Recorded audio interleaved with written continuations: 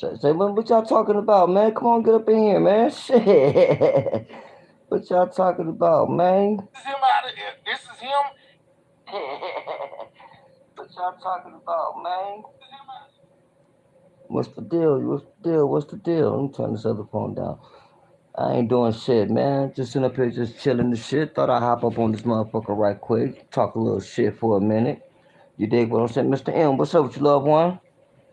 Man, I'm just sitting up here just chilling, man. Really fucking around with my got me a little another phone and shit, you dig what I'm saying? So I'm sitting up here just fucking around, just chilling, man, bored and shit. Thought I'd hop up on here, man, and see what's going on, see what y'all up to and shit, man. You know, what y'all want to talk about. Let me get myself to, oh, my bad. I'm sitting up here just clowning this shit, man. So just, y'all gotta just work with me, man. Give me a hot second. I'll give you 1 minute. 1 minute. 1 minute. There's a whole lot going on in the world today, man. You know what I'm talking about? A whole lot going on. Seen anybody else going live tonight? So man, we're gonna jump up. Let me just plug it up and just see what happens. See what y'all talking about. Yeah, come on, get up in here, man. We just chilling. I'm just gonna be up on here for a hot second, man. Just shoot the shit for a minute. Niggas kind of bored. Ain't much to do. And shit. First of all, I ain't been live in so long. You dig what I'm saying? So I just thought I'd hop up on here, like I say, and see what y'all talking about. What y'all want to talk about. We can discuss anything, man. We got a lot going on, man. First of all, y'all already know this Puffy shit is woo, man. This nigga Puffy, man. This nigga Puffy, then man. You know what I'm saying? This nigga Puffy then fucked up. What's it? Okay, well, shit, man. That's crazy. You said that, Mr. M, because I'm actually out here in Vegas right now, kind of like temporary, kind of like relocated with really one of my peoples and shit like that. I had to get them away from my other peoples, man. And you know, I got an older aunt and shit like that, and she was staying with my younger cousins, but they not her kids. Actually, my aunt that's out here, she didn't have no kids. And not to get too personal, but it just the generational gap was just too far. So I thought I was like, fuck it, man. I'll hop up on, I'll help her out a little bit. So snatched up a little spot. But to answer your question, um, you know what? I'm gonna tell you. I can't say what's the coolest, but I can tell you. Okay, Henderson and Summerlin is cool. Damn, be the spot. Shout out to should I use freeze? Oh, thank you, Urban. Thank you, man. Yeah, shout out to Freezes. I know you've been going live lately, man. But I was actually on the road, moving around. You know what I'm saying? When he was going live during those times, and my timing was just bad. I just never got a chance to hop up um and down to his lives. But yes, definitely, rest in peace, Simple, and shout out to Freeze. But yeah, Mr. M Henderson is very cool, and Summerlin is cool. Those are definitely two cool spots. Only spots I can say, man, that you really don't want to fuck with. It's like it's kind of like east side a little bit off of like Twain and I think the street called like Swanson's kind of like a little ratchet up over there a little bit. Then you got not North Vegas, but North Town. That's kind of ratchet a little bit. But if you're thinking about going to Henderson or Summerlin, then both of them is definitely cool. Um, Now me personally, I move when I'm out here. I'll go a little bit towards Summerlin more than I do Henderson, just because that's just more of some of my partners is on that side of shit. And then one of the girls, her people is on that side of Henderson. I mean of Summerlin. So I usually fuck with Summerlin more than I do Henderson. But I did stay in Henderson a minute ago when I a couple of years ago when I was out here back in like man, what was that, like 2012, 2013, somewhere up in there. And I stayed right there off of Pebbles and like I think it's called Warm Springs. It's over right there by the post office. You know what I'm saying? Okay, my opinion on Jake Paul versus Mike. Hey, you know what? I don't know if that's Evan. I think it's Evan. Man, I wanted to see it. I ain't gonna even front now. My opinion, I want man, I because Mike Tyson was looking. superb. You dig what I'm saying? For sure, Mr. M. Yeah, Mike Tyson was looking superb, man. And Jake Paul, now he good. Jake Paul is cool for his his peers that's in his rankings. You dig what I'm saying? For his the competition that's pretty much like more of his style. You know what I'm saying? Not and what I mean by that is that they're not professional, but they not amateur. You dig what I'm saying? They kind of like prospect shit like that. But yeah, man, I was going, man. Look, man, I've been a Mike Tyson fan since I was younger because I was just the era I grew up in. Mike Tyson was like the beast. You know what I'm saying? When I seen him working out and seeing how cool it was looking, I was like, oh, okay, dude can do something.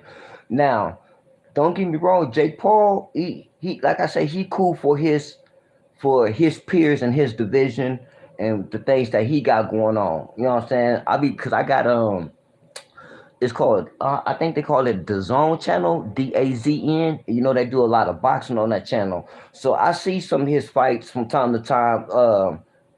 And he all right, he all right. But man, I was going for Tyson. You know what I'm saying? I ain't gonna even front. I was going for Tyson. And now who just fought recently, man? Somebody just fought recently. That was a pretty big fight. Damn, was it Jake Paul? No, it was I can't think, man. Somebody just fought. Oh, Floyd Mayweather. I think it was Floyd. I think it was Floyd, and I don't know who he fought, but it was like an expedition fight, and I didn't get a chance to really watch it all and shit like that. So, and matter of fact, I don't even know. Oh, matter of fact, he fought John Gotti's grandson. That's who he fought. Yeah, Floyd Mayweather was fighting John Gotti's grandson for the second time. You did because the first time they fought, it ended up in mayhem and chaos at the end of the fight and shit like that. So they ended up fighting again. But I didn't get a chance to see the whole fight to the end. Matter of fact, I'm pretty sure Floyd won because if he wouldn't have won, I would have definitely would have heard something by now. But yeah, that nigga uh uh Floyd Mayweather was fighting that nigga John. I didn't even know John Gotti even. Well, of course I knew he had a grandson, but I didn't even know he had a grandson that boxed though. And dude know how to box. You know what I'm saying? He pretty nice. So but I didn't get a chance to see it all though. You know what I mean? Well, yeah, no problem, Mister M. Yeah, man. Me personally, bro, I would choose.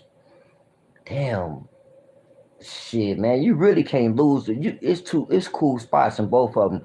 Now Henderson do got a little small area. We just say I heard that that's how this out. Yeah, the east side. Yeah, the east side can get a little. It can get there. It can get there. The east side can get a little janky. Um, but Henderson, it do got like a little area that can get a little ratchet. That you know what I'm saying, like some apartments and shit like that. That it can be a little activity going on up in there. But besides that, though, man, I don't really see you losing either way. I think now for us like as pricing, the bigger bang for your buck, shit, man, that even with that, bro, you really have to just do some homework and just figure out, what I'm saying, which more is your side. But man, I don't think you can lose with either one by going to Henderson or Summerlin. You know what I'm saying? I'm me personally, I'm in North Vegas. You know what I'm saying? So I'm really in North Las Vegas instead of actual Las Vegas. I'm right here on the borderline of North Las Vegas and Vegas. I'm like, if I take one block south, then I'm gonna be in Vegas. But if I take one block north and I keep going straight, I'm gonna go deeper into North Vegas.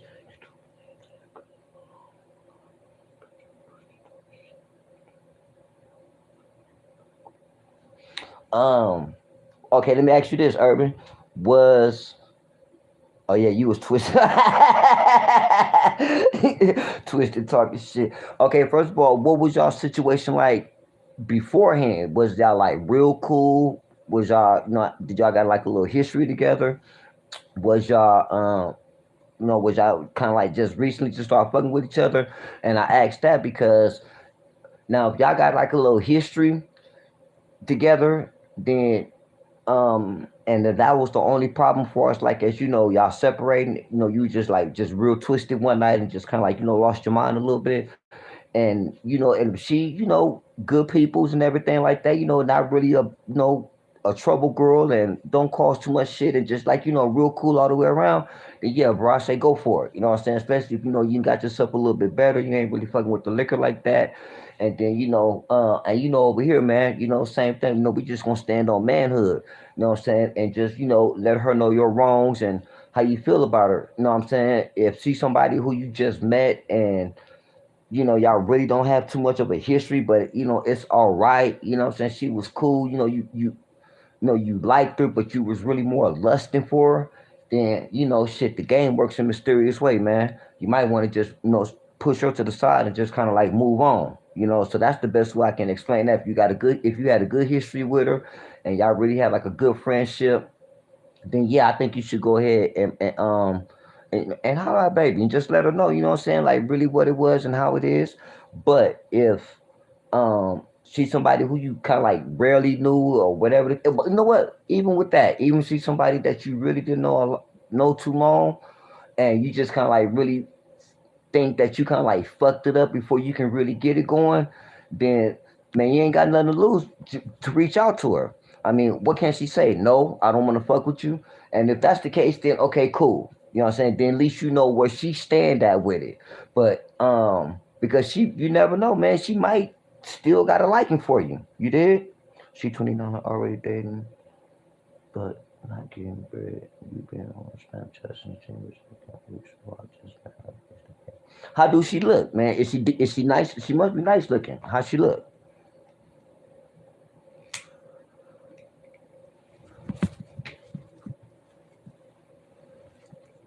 Because if I mean, well, not to say that the looks is everything, but looks is does plays a factor. Let's be real about it. You know what I'm saying? You don't want no. You know what I'm saying? You ain't be in hot pursuit of nothing that's not cute. You know what I'm saying? You trying to jump in pursuit, at least let her be cute. You know what I'm saying? But 29 already dating. Do she got any kids? How do she look and do she got any kids? That's the main thing. And also, what is your intent? You know how we do. She with very short. Damn, 5'1", 130. Uh, it depends on how she wearing that 130 though, cause that can be nice and thick, kind of cool, but it can also be pudgy. With no kids, okay, so that could be guys flying her out already. These guys flying. Oh, okay, but then yeah, man, are you where is she from? Is she are y'all in the same state, same city? Any are y'all like do y'all stay close to each other? Cause you talking about motherfuckers is flying her out already. That means Maryland. Okay, both y'all. Oh, in the DMV. Okay, Maryland. Yeah, you talking about 45 minutes? Well, okay, that's not too bad. That's not too bad. I mean, I don't know. Okay, let me ask you this: How do you feel about her? Do you like her? And okay, let me ask you this: scratch that. Do you like her enough to want to make her something serious, or do you just like her enough to just fuck with her, flirt with her, and then whatever happens? Because that matters, bro. You know what I'm saying? If you like her to be with her to pursue something, I actually was she getting dough? She said, "Yeah, I do." Okay, now, okay, you said she getting dough. Like, is she in the game? Is she a part of this game of ours, or do she do something else?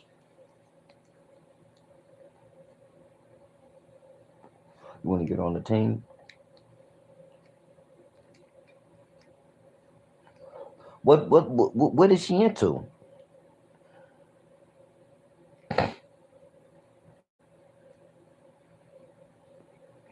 Because if she in the game, she doing everything but getting the dope. Oh yeah.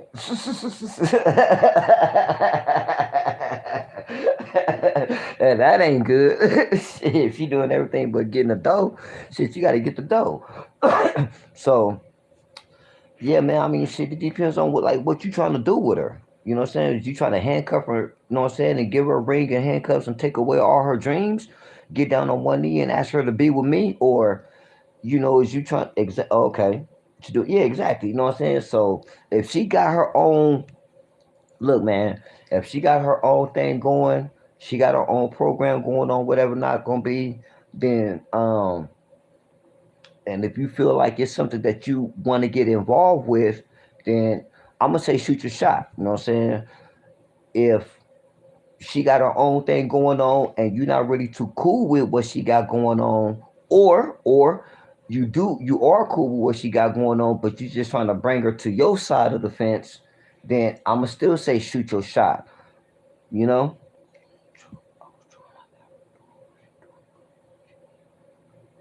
Oh, okay. So she more of a so okay. So so she more of a renegade then. It sound like she kind of like a little renegade. And see, and even with that word renegade, man, it's hard to, you know, it, it has a different meaning with it nowadays. Back, at some point in time, renegade meant that the bitch was actually in the game, been up under some pimping. You know what I'm saying? And just got away from some pimping. But what she learned from the pimping, she's trying to work on her own with it. But if she's a broad that never paid no P, never been up under no instructions, then she headed for self destruction. That's only a matter of time. You know what I'm saying? And if she got that mindset where she don't need no nigga, she ain't trying to fuck with nobody, and she can do it on her own, basically what I call that OnlyFans mentality, then I don't know, bro. Maybe you shouldn't fuck with her. You know what I'm saying? Maybe you ought to just like, let her do her thing and just kind of like, keep it a friendship with her. And then at the game appointed time, y'all can get together, you know what I'm saying? And, and make some things happen. Yeah, but she not asking them for those. She just letting them bang her for free. Oh, but then she ain't. Yeah, then she's just promiscuous. She ain't even, you know what I'm saying, doing it like that. So see. Okay, look. Let me say this, man. Check this out, right? Damn, that's crazy, bro. Cause I was just had to get at one of my younger homies recently in the same predicament, right? So he got like, let me just say this right quick. So he got same situation, right? He got a little broad, be fucking with whatever, not this and that, this and that, and she a little promiscuous, and he was trying to get at me to get the game from me to give it to her to get out there. But let me just say this though, man. Just because a female is promiscuous doesn't mean she's a perfect contender for prostitution. You dig what I'm saying? Some women just have a high sex drive, and far as like as the money thing goes, when you try to put the sex and the money together, they'll have a problem with that. They'll drink with you, they'll smoke with you, they'll fuck on you all night, suck your dick and do all that old shit, man. But when you say, hey, let's put a price on it, and you know what I'm saying, so and charge them a fee and start giving it away for free, it's just something about them wires that when you connect them wires together in that sense, it just does something to their brain. You know what I'm saying? So if she's already has a high sex drive and promiscuous with it, if you if you got the right game, see, it's hard for me to just say, you know what I'm saying, because I don't know what your game is like, but let's just say, if you got, within yourself, if you believe in within yourself that you got the right game to give to her, then, bro, you ain't got nothing to lose. You know what I'm saying? See, this is how I will approach it, right? I will approach it, I would just, I would just straight up ask her, why what's up, baby, why you not, why you ain't charge it, why you just keep giving it away for free? Maybe not them exact words, but you get what I'm saying. And then see what her answer is. If she's on a if her answer is more like, that's just not her thing, I don't do that, I'm not no prostitute, I don't sell my body, this and that, then once again you have to realize this game is a mind thing, bro. You understand what I'm saying? Everything is mental. You know what I'm saying? The only thing we doing with the body is picking it up and dropping it off. But everything is mindset. And if you don't got the game or the influence to get her mind to jump over that gate to get on your side, then you can you might be wasting your time. So the first thing I would say is to approach her with the proposition of, you know, getting some money with it. You know what I'm saying? Oh, okay. Well, she's okay, but then there you go. Okay, let me ask you this, Urban. What is your experience level like for us, like as the pimping goes, or as this game goes, on a scale from 1 to 10? Let's just say 10. You experienced, you know what I'm saying? You to being at it, you over 5 years into the game. You know what I'm saying? You down around, you done been city to city, state to state. You know what I'm saying? And one is just like you ain't never had nothing like that. So you about a four. Okay, so you actually got some money about the bitch before. But when we got face to face, I was twisted and she switched to. Oh, see, because you couldn't even. Yeah, man, you got to be in. You can't expect the bitch to be in to put the bitch in the right mind if you ain't in the right mind. You know what I'm saying? Now, of course, us. We always gonna say, try to approach it with a sober mind. Try to approach it with a conscious mind. Like I say, man, already know everything about this game is mental. You know what I'm saying? So, next time you talk to her, I suggest that you don't be drunk or too drunk where you be belligerent and just don't understand it. And like I told you before, Urban man, if you drink it to that point, bro, where it's starting to fuck up money, it's starting to fuck up friendship, it's fucking up family relationships, then either back up off of it, bro, or just let it go. You know what I'm saying? Do something else, man. Yeah, I messed it up drinking. Yeah, man. See, that drinking shit ain't no joke. You know what I'm saying? Like that alcohol, it can because see the thing about the alcohol, man, about the alcohol that it can turn us a cool person, somebody who's kind of like easy to get along with and chill with. But when they get that liquor in their system, they'll turn around and turn into a monster. They'll get real belligerent and shit like that. And one thing about a person that's drunk like that, when you around other people, you become a liability. You become a burden. You know what I'm saying? You go like I said it before. You go to the party, everything cool. It's you, a couple of the homies, everybody chilling, and then you get drunk and you want to start feeling on bitches and disrespecting and all. And it could just cause a chaos. You know what I'm saying? Because you know you never know who that person is with. You know what I'm saying? But if you saying that you messed it up by drinking, then I'ma say first of all, before you fuck with her or any broad, get the drinking under control, bro. You know what I'm saying? How do you expect to manage another person, or and in this case a female? Let's just keep it 100. How do you expect to manage a bitch if you can't manage to control yourself? Like that don't even make no sense.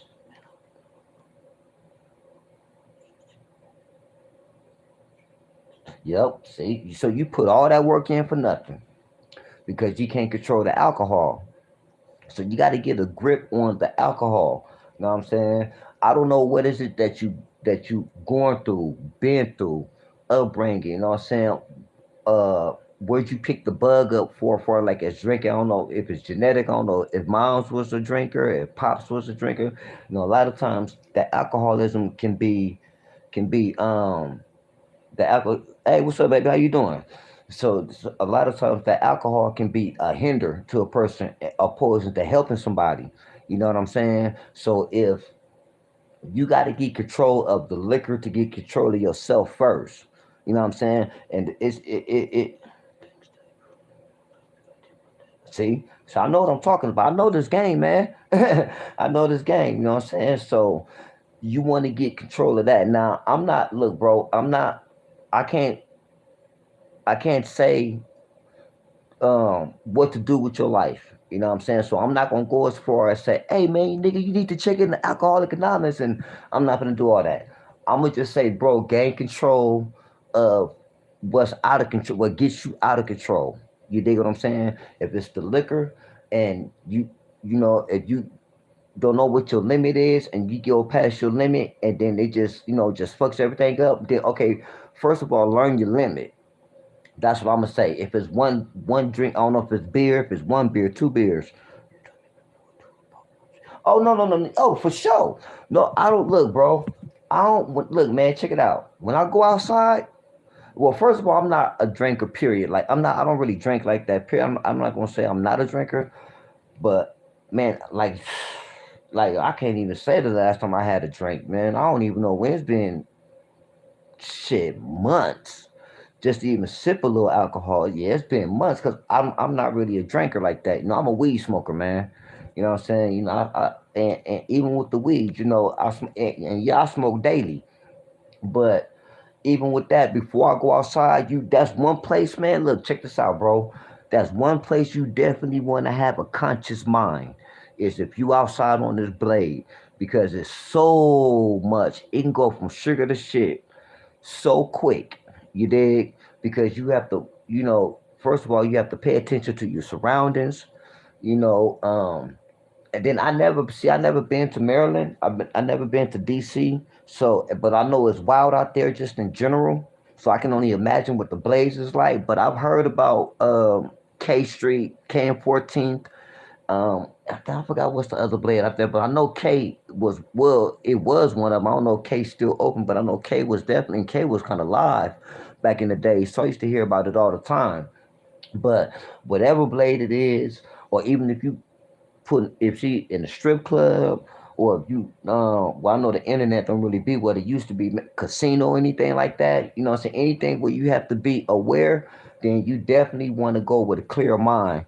You dig what I'm saying? Now I know some people, um they like to get lit before they go outside, you know what I'm saying, and I don't have no problem with that. I mean, to each his own, but I don't do that. You know what I'm saying? Matter of fact, I ain't really in front to you, bro. I've lost a few bitches because I wouldn't allow them to get too lit or get drunk before they go outside. You know what I'm saying? And the nigga or niggas that they was fucking with before, you know, I ran across them. They was okay with that shit. Now, granted, don't get me wrong. And this one broad I got a particular in my in mind. Man, don't get me, man, bitches fine as all out. Man, fine as a fox. Like, man, beautiful. You know what I'm saying? But just have a fucked up mind state. You know what I'm saying? She liked that liquor. And don't get me wrong, you know, the bitch, she can, you know, do her thing and make money, whatever or not, you know, but I just personally, I just feel like she would be a whole lot better if she would just ease up on the alcohol a little bit. You know what I'm saying? But and then you know she's a little bit experienced in the game now, so you know she kind of like got a little clientele, a couple little regulars, and you know they all cool with it, whatever the case gonna be. But me personally, like I told the bitch, I don't give a fuck how fine you is. You know what I'm saying? Like it ain't gonna work between us because when you get drunk and you get that alcohol, yeah, bitch, you can make some money. Yeah, you can do your thing, get them tricks. They okay with that. You know what I'm saying? But I don't like your response to things. I don't like your comprehension when it comes to that type of shit. You know what I'm saying? So that's just me personally. Now, once you know we come in from outside, or you know if she a day walker, and then once you know the daytime is up and the nighttime, you know she done did what she had to do for the day, made her little trap for the day, and she want to go in. You know what I'm saying? Because I didn't have bras like that. You know what I'm saying? Well, once they got through doing what they was doing and everything was cool with them, and you know once you know we got back, settled in, relaxed, shower, drunk. You know what I'm saying? Ate. Then you know, I don't, okay, go ahead, go for what you know what I'm saying? Sip you a little bit of liquor, you know what I'm saying? Because I know we inside for the rest of the night. You dig what I'm saying? And if you get too out of pocket or you get too foul with your mouth, bitch, I'm gonna either put you out or I'm gonna go. But see, I done had that kind of problem. You know what I'm saying? I don't even drink liquor. I was trying to be cool, I guess. Yeah, man. So yeah, you definitely got to get, yeah, but definitely got to know yourself first. You know what I'm saying? Know yourself first. Know your limits. Know what you're capable of. Know what you're not capable of. You know what I'm saying? Because everybody can't do everything. You understand what I'm saying? Everybody, some people can do some things, some people can do more things, but everybody can't do everything. You know what I'm saying? And like me personally, I'm gonna always say gain self control first. You have to have self control first. Well, just remember what I said, man. How do you expect to manage a bitch if you can't manage yourself? And then just that alone right there, man, just really take heed to that. And take heed to that, man, and apply that to life, period. Because even at work, with family members, you know, yeah, you got to. You got to, man. You got to. And if alcohol is hindering you, man, it's kind of like, you know, every time you look up, the alcohol is causing you to have setbacks in life, problems with family members, problem with loved ones. problems with friends, then at some point, you have to look at yourself and figure out what is the problem. I mean, and figure out that you're the problem. You dig what I'm saying? So once you learn self control and self containment, then you'll be able to approach the world a whole lot better. Now I know this started off as the conversation for as baby goes, but bro, I just want you to hear what I'm saying and just take heed to what I'm saying and apply the self controlness to life all the way around. It's bigger than that bitch, man. This is bigger than that bitch. We talking about your health. We talking about your mental health. We talking about your physical health. We talking about your relationship with your loved ones. I don't know if you have kids. I don't know if you got any siblings, cousins, and shit like that. Friends you grew up with, but that alcohol can destroy all them relationships. And just think about that, man. Just you have to just really think about that. Like, it's motherfuckers out here that have lost good jobs. They done lost the home. They done lost the wife. The kids don't fuck with them. You know what I'm saying? The friends that they grew up with don't fuck with them. Why? Because nigga, you can't keep that glass dick out your mouth. You can't keep that bottle. You keep picking up that bottle. And if that's a recurring thing that you got going on in your life, then at some point, you know what I'm saying, you have to take a look at yourself, man, and figure out, okay, let me get control of this situation so this can stop happening. My friends can start being around me. My kids can talk to me. You know what I'm saying? And I know what you were saying before that pops was an alcoholic. So, like I said, it's a lot of times that alcoholism can be genetic. You know what I'm saying? Hold on 1 second, y'all. Hold on. Let me plug this phone up. This shit. I was just fucking around and shit, man. But let me plug it on. Y'all give me 1 second, man. Y'all don't go nowhere. I'm gonna have to probably take see, I'm gonna have to take my phone, probably turn it to the side right quick. Y'all hold on 1 second. Y'all hold on 1 second. Y'all hold on. Y'all hold on.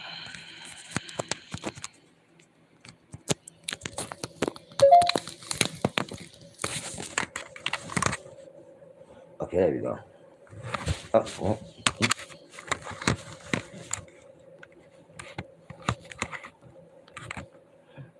you better just do it like that. Okay. Yeah. Look at she gamble. She like that's my girl right there, man. That is a good friend of mine. Matter of fact, if y'all don't know who that is, man, that's one of the legendary P's, man. One of, you know what I'm saying, the late great Joe Cato, one of his nieces right there, man. She's a good friend of mine, man. You know what I'm saying? I love that lady right there. She's a good friend right there. But yeah, man, Urban, man, that's the main thing, man. That if it's been a problem, man, it's gonna stay a problem, bro. You can't just um expect for the problem to solve itself. No, it don't work like that. You know what I'm saying? Or you could just say fuck it. You could just say fuck it, cuz, and just, and do it whatever the fuck you want to do. But from from one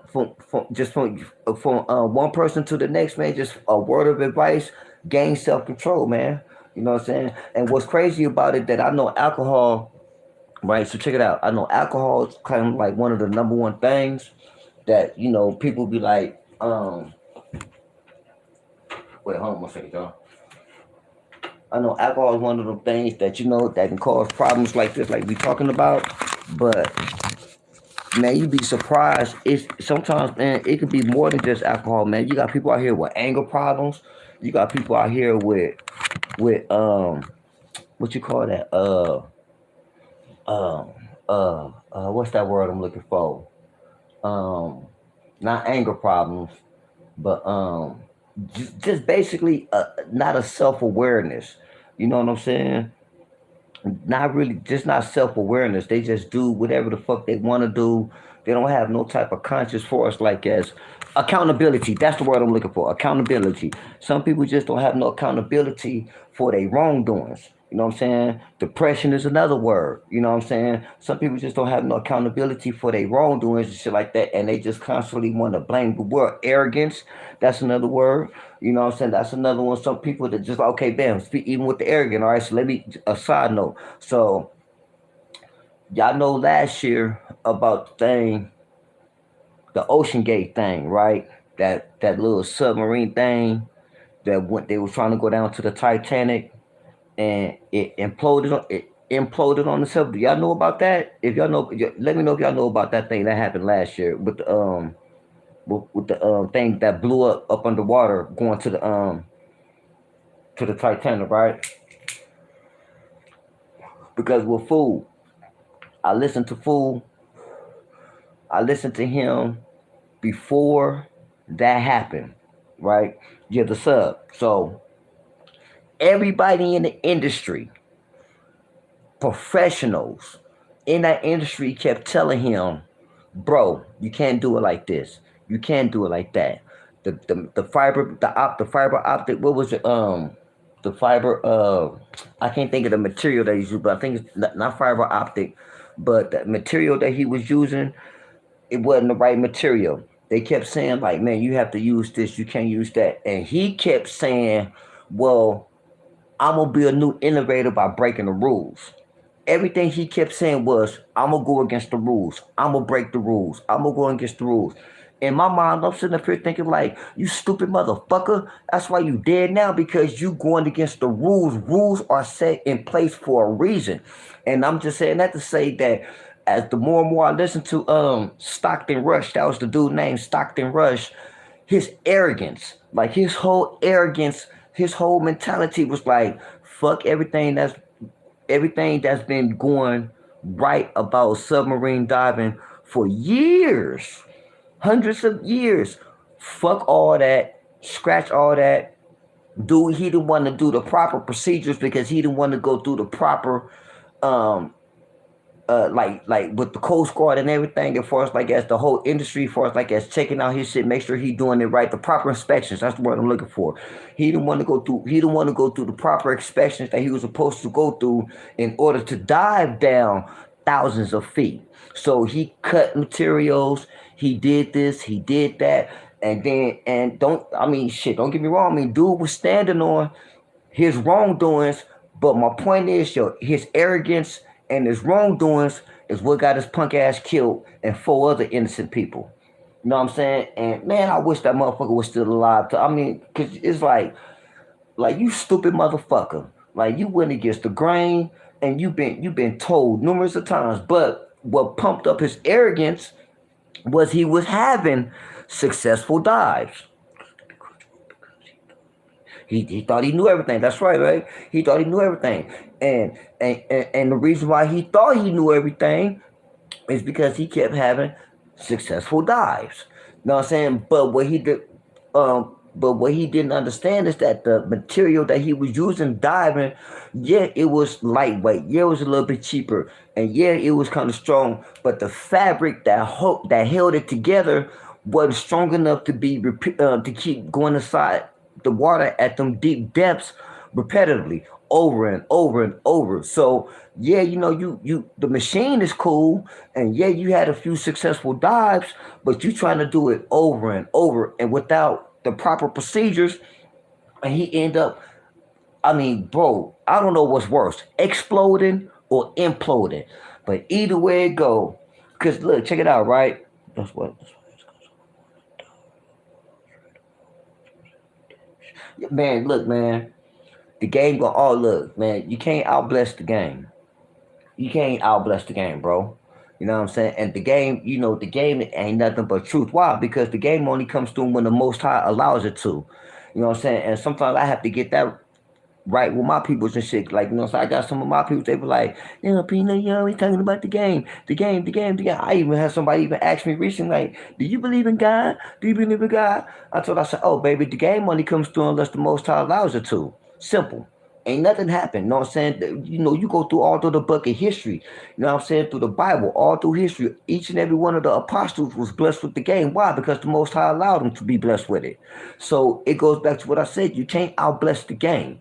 You know what I'm saying? And like we say, man, the game is so impeccable that it's applicable. The game is so reliable that it's applicable to all lifestyles. Simple. You dig what I'm saying? So it's bigger than just baby, you know, and and back like and even with dude, you know what I'm saying? The arrogance, you know what I'm saying? It's you rules are set in place, right and wrongs are set in place, structure is set in place for a reason. And when a person allows this arrogance, a person allows their own wishful thinking, their own doing to take lead, man, it usually don't end up too well. You know what I'm saying? And even with that, man, all through history. I mean, even from shit, man, even when before Satan became Satan, when he was Lucifer, when he was one of God's angels, what got him kicked up out of heaven? His motherfucking arrogance.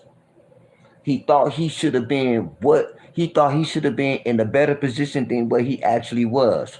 Why? Because my arrogance. All throughout history, man, all throughout, whenever you look at even today's time, let's look at some of the basketball players that's good but have no championships.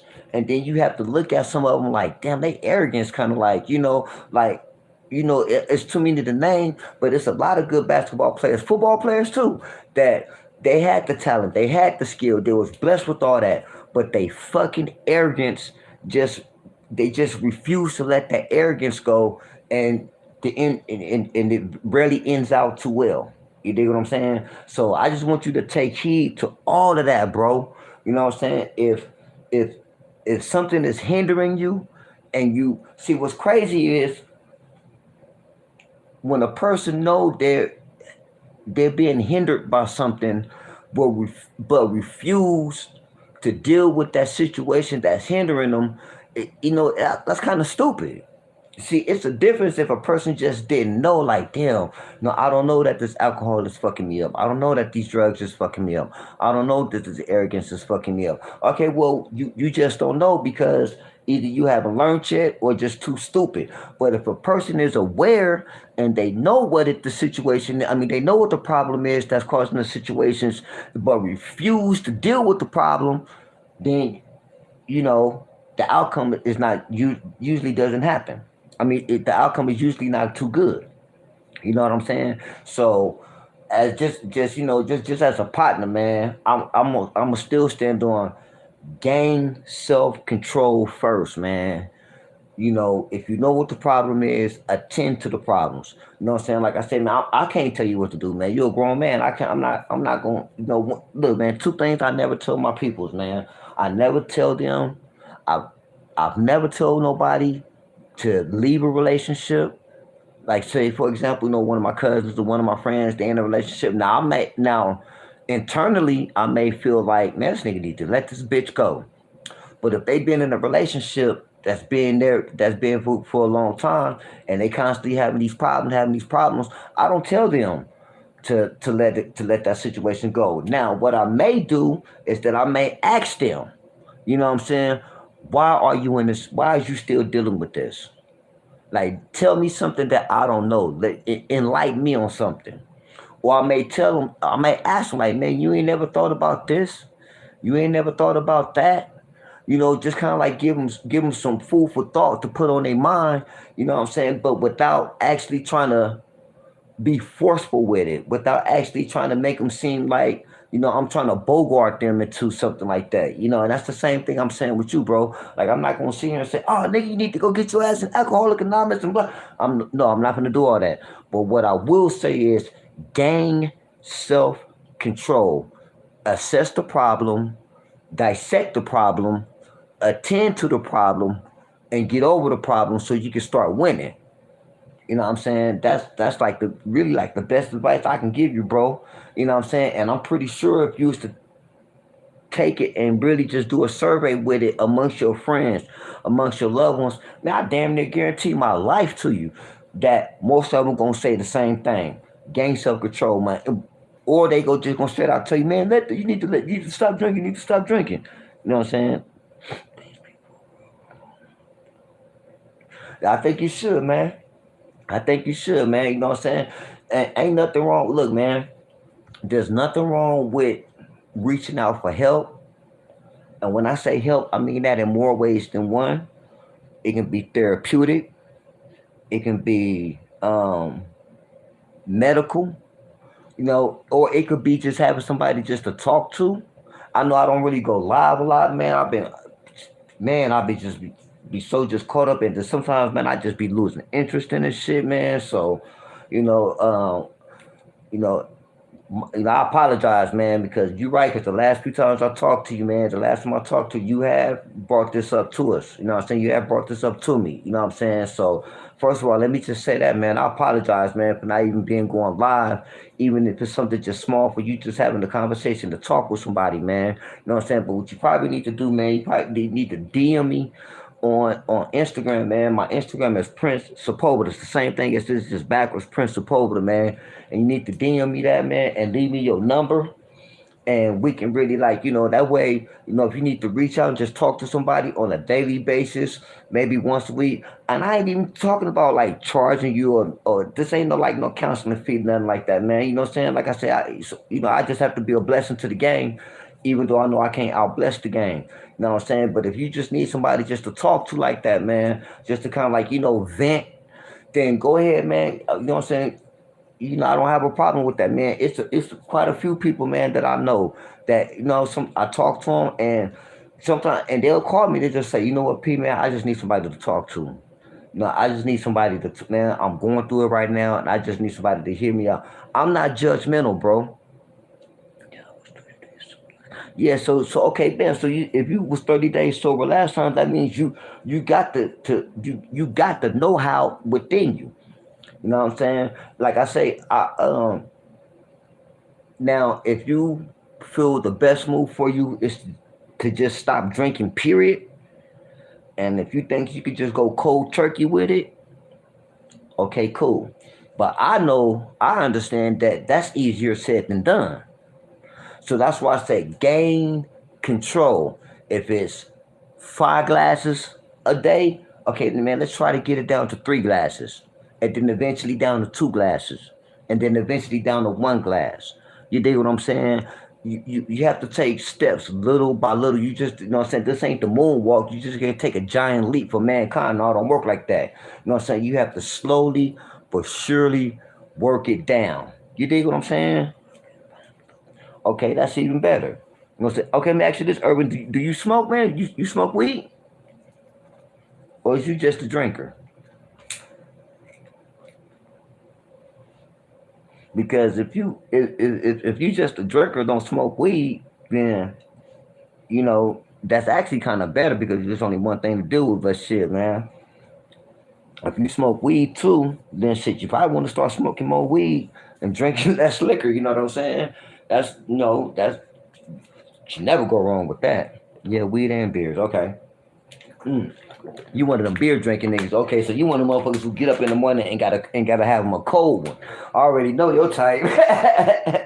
Yeah, you gotta wake up early in the morning and have you a cold one before you even start your day, man. I got friends like that, and that may be, that might be where you want to start at. You know what I'm saying? That might be where you want to start at, meaning that instead of having that cold one every morning you wake up, man, you might want to have something else a little bit different. I don't want to say coffee, because that ain't really too good either. But the beer ain't too good either. But okay, now let's just say, okay, bam. So let's keep this right. So even if um you have to wake up in the morning and have that cold one to get you started. I understand. Hey, bro, I understand. I'm not perfect, man. Man, before I get started, man, before I get to going, I have to drink me a cup of hot chocolate. And sometimes I be need to mix my hot chocolate a little bit with the coffee. Out here in California, in LA, we call those Calax. Because in the county jail, that's what you do. You mix your coffee with your hot chocolate. We call that Calax. Because see, I don't drink coffee like I used to. I used to drink when I had did my time. I used to drink coffee like a motherfucker, bro, like a motherfucker. But now I don't really drink coffee like that unless I don't have no hot chocolate. Then I drink a little coffee here and there. You know what I'm saying? I have a cup or two, opposed to like how I used to be. You know what I'm saying? Okay, six pack twice a week. Okay, okay. Let me ask you this: are you do you work? Like what is your daily operation like? Well, like what do you do throughout the day, from day to day? I should say,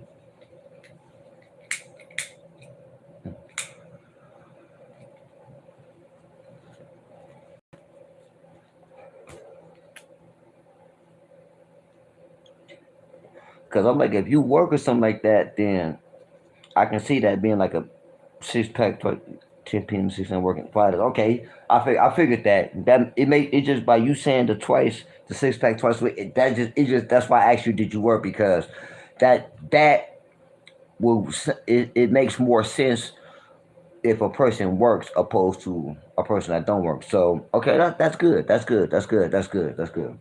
So, um, so I'm free all day, 10 p.m. to 6 a.m. Yeah, see. So okay, so you do the graveyard shift then. So that's why you get yeah, yeah. You come home, go to sleep about 6. You know what I'm saying? You probably sleep for a couple of hours. Then you up like around, let me see, 6. I'm gonna say you up. So you get off at 6. So you get probably, let's just say you get home 6:37, crash out. Yeah, you up by 2 o'clock drinking. About 2 o'clock, dead smack in the middle of the afternoon, cracking you a beer. And you know what? That ain't nothing wrong with that. See, look, let me say this. Let me say this, Urban. I'm not saying, once again, look at yo. See, I know it, man. Come on, I know this game, man. I'm not saying, I'm not gonna tell you stop drinking. I just don't feel like I'm the one to say that. Maybe somebody else in your life, maybe they feel that, that position or that powerful enough to say that, but I don't. I'm like I say, man, just cut back. If the six pack twice a week is a little too much and it's causing a little too much, problems going on. You know what I'm saying? It just shit just get out of hand. Then maybe you ought to cut it down to one six pack. You dig what I'm saying? Or maybe a six pack and a half. You know what I'm saying? But I'm gonna just say cut it down to like one six pack. You know what I'm saying? To kind of keep less of the alcohol in your system. You dig? Or even with the six pack though, it depends on how the six pack is getting drunk. Is it a six pack one day and then you go a few days and then drink another whole six pack in one day? It could be okay. Let me get a six pack on Monday, and the six pack can last me until maybe Wednesday. So I'm having like 2, 3 beers a day. I say I don't drink beer. Period. So, um, but people who I know who do drink beer, yeah, they can drink it. They can knock a couple of them down, especially that 211. Man, niggas be on that 211. That what's the other one? Four Locos. It ain't really. I don't really. Maybe some of my OG homies still drink A ball and shit like that, but I don't really see like more of like my peers and youngers really drinking a lot of A ball. Mostly be that 211. Okay, so on Monday you drink the whole six pack Monday by itself, or with that first six pack last you Monday and Tuesday, and then Wednesday you get another one. Because I'm like, if it's two six packs, if it's Monday and Wednesday, then that sounds like you knocking down a whole six pack. Okay, yeah, yeah, yeah. My auntie drank Miller. She loved that. She used to love that. Well, she don't drink no more, but she used to love that Miller. Not genuine draft, but High Life. She used to love the Miller High Life, the gold one. But it's gone Monday. Yeah, see, yeah. So okay. Let me see. Then Saturday, but only drink Miller. I reach. Okay, yeah. See, so yeah, man, you might want to try to cut it down to maybe a six pack a week. So if you get a six pack Monday, try to stretch it out, you know, Thursday, Friday, because like I say, it's not gonna be that easy, bro, to just say, fuck it, I'm just not gonna do it. I kind of like really just want you to just to tone it down a little bit. You know what I'm saying? Because it seemed like too much is causing too much. You know what I'm saying? If that makes sense, like you having too much, which is causing too much bullshit. You did, but if you could just slow it back and bring it back a little bit, and maybe a six pack a day. You know what I'm saying? and kind of like stretch it out a little bit to gain more, what I'm saying, once again, to gain more self control of it, then things probably wouldn't turn out so bad. I mean, no, I'm not saying it like that. I don't know. I'm not saying everything is bad, but it can cause little problems because you've mentioned this to me before, bro. Like you have mentioned this to me before, so that's why I'm really trying to really give you some words of encouragement, man, and to just like kind of dial it back a little bit. Let's do a 6 pack a week. You know what I'm saying? And that way, you can have it give your mind more time to be sober. You know what I'm saying? So you can think better and react better. You know what I'm saying? And go about things with a different mindset and a different approach. That's good to me. Answer to me. Okay, cool. So that means you ain't got like so you ain't got nobody like breathing. I don't know. You know what I'm saying? Okay, because I live alone, so yeah, I really appreciate your time. Yeah, okay, yeah, see, so yeah, see, now you living alone, that's good and bad. The good part about it, because you live alone, you know what I'm saying? Like you just said, you only answer to me. The bad part about it is that you don't have nobody around you to kind of like help you slow it back a little bit. Basically, there's nobody you don't there's nobody else around you for you to have to be concerned of. You know what I'm saying? To be considerate of is what I'm saying, whether if it's kids or girlfriend, wife, or anything like that, moms, anything. So you pretty much by yourself. So therefore everything is all me, me, me, me, me. And sometimes, bro, being by yourself and everything is just all me, me, me, me, me can be bad, especially what I'm saying, if you indulge into something that's causing problems because there's nobody around you to give you words of encouragement, and there's nobody around you for you that what I'm saying, that you have to be considerate of. You dig what I'm saying? So, and I understand, but I understand what you're saying too, though, bro. Because sometimes I like just being alone, just being by myself too. You know what I'm saying? Quite often I do. Matter of fact, man, even with the girls, man, it's like they where they at, and I'm where I'm at because being together every day and night, bro, that was starting to be a problem. You know what I'm saying? That was starting to be a problem, and and y'all got somewhere to go. Y'all got, what I'm saying? Like one of them, you know what I'm saying? Like she got an elder that she not one of them. No, she ain't got no kids or nothing like that, but she do got an elder that she take care of. But the bitch kept wanting to be up under me so much, and then her cousin that was at the, her cousins that was at home taking care of the elder, they not like her because by her being up under this game for so long, she's a different female compared to her cousins. They squares and they dealing not I can't even say dealing with boyfriends, they just dealing with niggas. So they whole mindset is different. But she has more discipline. She has more structure. She has more skills about herself, cooking, cleaning. You know what I'm saying? Being having a watchful eye, being aware of things. You know what I'm saying? She knows, okay, if Granny been in the room too long, Granny ain't came out, Granny ain't went to the bathroom, Granny ain't asked for no water, Granny ain't asked for nothing to eat. She has the awareness to go, let me go check up on Granny. It's been 2 hours and I ain't heard shit. The cousins, they don't have that awareness. If they ain't heard from Granny within 2 hours in the room, okay, fuck it. They just ain't heard from. They just gonna stay hanging out in the living room with the niggas. And I'm telling her like, bitch, you gotta be at home. You gotta be at home. We gotta work the schedule around you being around your peoples because I would hate for something to happen to your peoples, and it could be something that could be avoided. And by you just want to be up under me all the fucking time, you want to be up under us all the time. That's it's bigger than me. And at first, she didn't understand that. She had a problem. I ain't gonna even front to you, cuz for a minute, nigga, the bitch wasn't even fucking with me. Like, she just felt like, but then as time, days went on, a few weeks went on, she finally got her mind right and realized. And she called me and told me and apologized and everything. It's like, you right. Even Granny. Because, like, what I'm saying, well, my man, like, they people, like, I fuck with they peoples. I don't do no secret behind the closed door type of shit. Like, we all out with this shit. This is what it is. This is what it's going to be. You know what I'm saying? So even Granny know. You know what I'm saying? uh, she even Granny even told me like, "Thank you, P. I appreciate you so much." No, Granny, I appreciate you.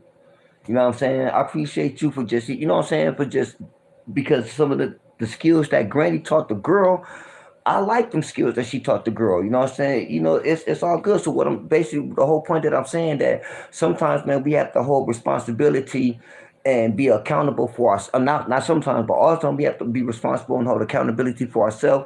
But also, it's not too bad to be considerate of a loved one, a friend, a family member, um, you know, somebody that you're in a relationship with.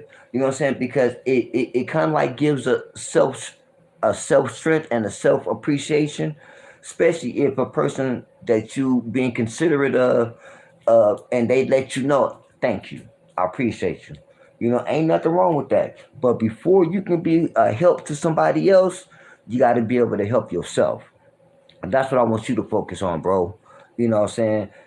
Gain control of the beer. Now, I'm gonna say just me personally, just my opinion. You know what I'm saying? I'm not saying I'm right. I'm damn sure not saying I'm wrong. But just my opinion. I'm gonna say cut back on the 2 6 packs a week. Let's try to break it. Let's see how long we can work this 1 6 pack. You know what I'm saying? Or if you gonna continue to drink the 2 6 packs of a week, then do start doing things that give you mental exercise to exercise your mind. Whether if you're gonna read, study, look at some film, you know, if you're gonna jump on YouTube, do something educational. But if you're gonna be drunk, don't just be drunk out your mind and just sitting there like a slouch, like a couch potato. You know what I'm saying? And especially, oh, bro, especially don't have and the house looking bad too. You know what I'm saying? Like that's not cool, man. You know what I'm saying? That's not cool. So once again, just gain control of. You want to gain control of yourself and gain control of the alcohol and what it dictates to you. You know what I'm saying? So yeah, but yeah, man, that's like the best advice I can give you, man. You know what I'm saying? Rule number one, step number one, gain self control. You know, because without that, everything else is gonna get thrown out the window, and you're gonna continue having problems. You know what I'm saying? Because like you say, you didn't spend all this time with boy you talking to her on Instagram, y'all messaging each other back to back to back. And then y'all didn't exchange phone numbers. Now long y'all on the phone talking. She like how you sound. You like how I sound. You know what I'm saying? Y'all joking, y'all having fun. You know the vibe is cool. Okay, so then bam, y'all meet and then you make the mistake by getting too full, thinking that's gonna help your macking, thinking that's gonna help you with your wordplay, thinking that's gonna help you, you know what I'm saying, with the attraction to her, and it backfired. You see what I'm saying? Sometimes it's just best, man, to just go with the sober mind, or get. It's okay to get, you know what I'm saying, to unwind a little bit. Like you hear about people going to work and they coming home. That's why, you know what, bro? Just say this right quick. When you look at, wait, hold on 1 second, y'all. Hold on. Juice.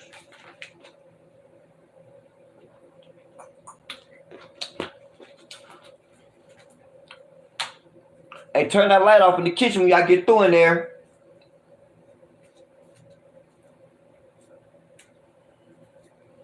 Put the one over the stove on. Yeah, I got yeah, I have to tell my bad, y'all. I have to tell them, you know what I'm saying? Man, I don't know what the fuck they in that kitchen doing. Cooking, making a cake or some shit. I don't know. But anyway, so look, you hear about when you even look, bam, so look, you can look at TV or movies, whatever the case gonna be, but you hear about you hear or you see a lot of the successful business people, you know, the lawyers, the CPAs, the doctors or whatever the case gonna be, but no, the successful professional people. What's one of the most common things you hear them say when it comes to drinking? I like to have a glass of wine when I get off work. I like to unwind. That's because wine it actually keeps you, it calms you down. It doesn't hype you up. It doesn't make you want to get belligerent. And I've never heard about nobody drinking wine and turning up. You know what I'm saying? Drink wine and it relaxes you. It calms you down. shit, it may activate your hormones and definitely activate her hormones. You know what I'm saying? That can happen. But the whole point you hear about when you hear the saying of somebody saying, I just need something to unwind with, that means just to have a little bit and something, to keep them cool. Backfire, yes. Yeah, I'm knowing. Hey, you ain't gotta say it, right? You ain't gotta say it. I'm already knowing. I'm already knowing. You know what I'm saying? That's why I say, shit, you might want to think about that. You might want to just put the beers to the side, man. Go get you a nice bottle of good wine. You know what I'm saying? Preferably grape wine. No, of course, I'm gonna say the grapes. Well, no, I know all wine is made after grapes, but red wine, white wine. I don't know what's the difference between the red. I'm not really a wine drinker, so I don't know what's the difference between the red and the white. But from what I've seen growing up and from what I know being around, usually the people they like to drink the red wine and it kind of like just keeps them cool and calm, relaxed. Now when it comes to the champagne, now that champagne get you fucked up. See them champagne, that's what all them the movie stars and entertainers, that's what they be crashing their vehicles on and shit like that. You know what I'm saying? Hit and runs and shit like that, especially out here I'm in Vegas now, but especially out there in LA, man, on that 101 freeway and that 405 freeway. You know what I'm saying? You hear about movie stars and shit like they may not hit the news, but it'll hit the local newspaper and shit like that. You hear about soap opera stars and entertainers and shit like that wrecking they shit up on the 101 freeway late at night, 405 freeway, because they didn't came from them champagne parties drinking that Cristal. That no, you know, like Jay say, no, you can't say Cristal. You got to say Cristal, Cristal. You know what I'm saying? And be tearing they shit up, but get you a nice glass. Like my mom, rest in peace. My mom used to sip a little wine every now and then. You know what I'm saying? And shit. Well, my mom, I came up in the 80s, man. So for a minute, mom sounded like a little drug problem. But once she, what I'm saying, went to rehab and got herself together like that, and so we talking like 20 years later and shit like that. Mom's as I got older, what I'm saying, and became an adult, then a responsible adult. Every now and then my mom would shoot because she became a program director of the same rehab she was in, and that particular company, I don't want to give them no fame, but that particular company, my mom helped grow that company from the little corner that it was at to a nationwide entity now. Real successful with it. Man, my mom done met politicians. She done wrote up proposals, all that shit. And every now and then, man, my mom would have a glass of wine just to relax. You know what I'm saying? And by her coming from the rehabilitation where, they're against all that old shit because anything can trigger that addiction again. But every now and then, man, moms would have like if she had, if this week been like from Monday to Wednesday was just like a stressful days at work. You know what I'm saying? Thursday, Friday evening, moms come home with a nice little bottle of wine, and man, that wine will last her for the next few, for like really like the next few weeks. You dig what I'm saying? So that's something that you might want to look into. You know what I'm saying? Especially by you being a working man, and then you coming home. See, the thing is that you come home in the morning. Memphis all day. Look at Memphis. Memphis said Remy Martin is champagne, man. That cognac. What's up, man? Checking out, nigga. The pivot is in the house. What's up, man? He said, nigga, that's that cognac, nigga. That Remy. Hey, man, my little brother, man, he loved that Remy, man. I'm surprised that nigga J Mill ain't hopped up on this motherfucker yet. But yeah, my little brother, he loved that Remy Martin, man. I don't really fuck with it. I mean, it's cool. I drink it, but no, I don't really fuck with it, man. You know what I'm saying? I'm not really a drinker like that. But yeah, the urban man, by you coming home in the morning, that's a thing too, though, because you coming home in the AM.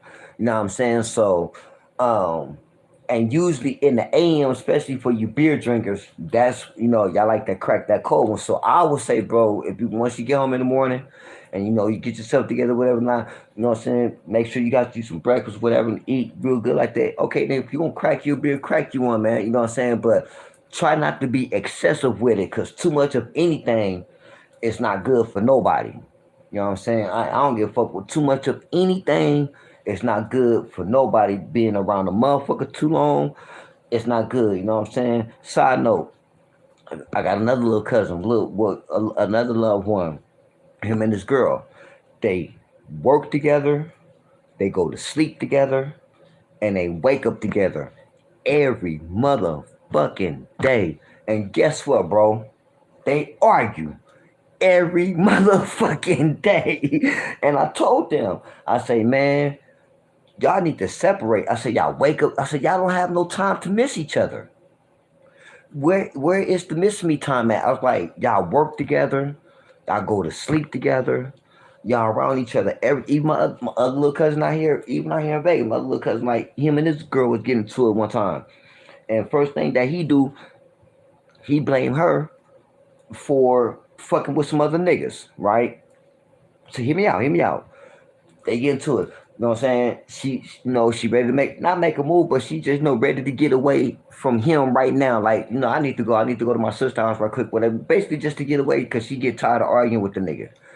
First thing he do is he want to blame. Oh, bitch, you want to go fuck with that nigga? Yeah, bitch, you want to go put that nigga dick in your mouth? Yeah, bitch. Right? So one time I asked her after they had a little squabble, not squabble, but they little disagreement, they little whatever. I sat that nigga down, man, and I looked at him and I said, now you know damn well. I said, I just want to ask you one question, my nigga. He said, what? I said, when the fuck do she got the time to fuck with somebody else?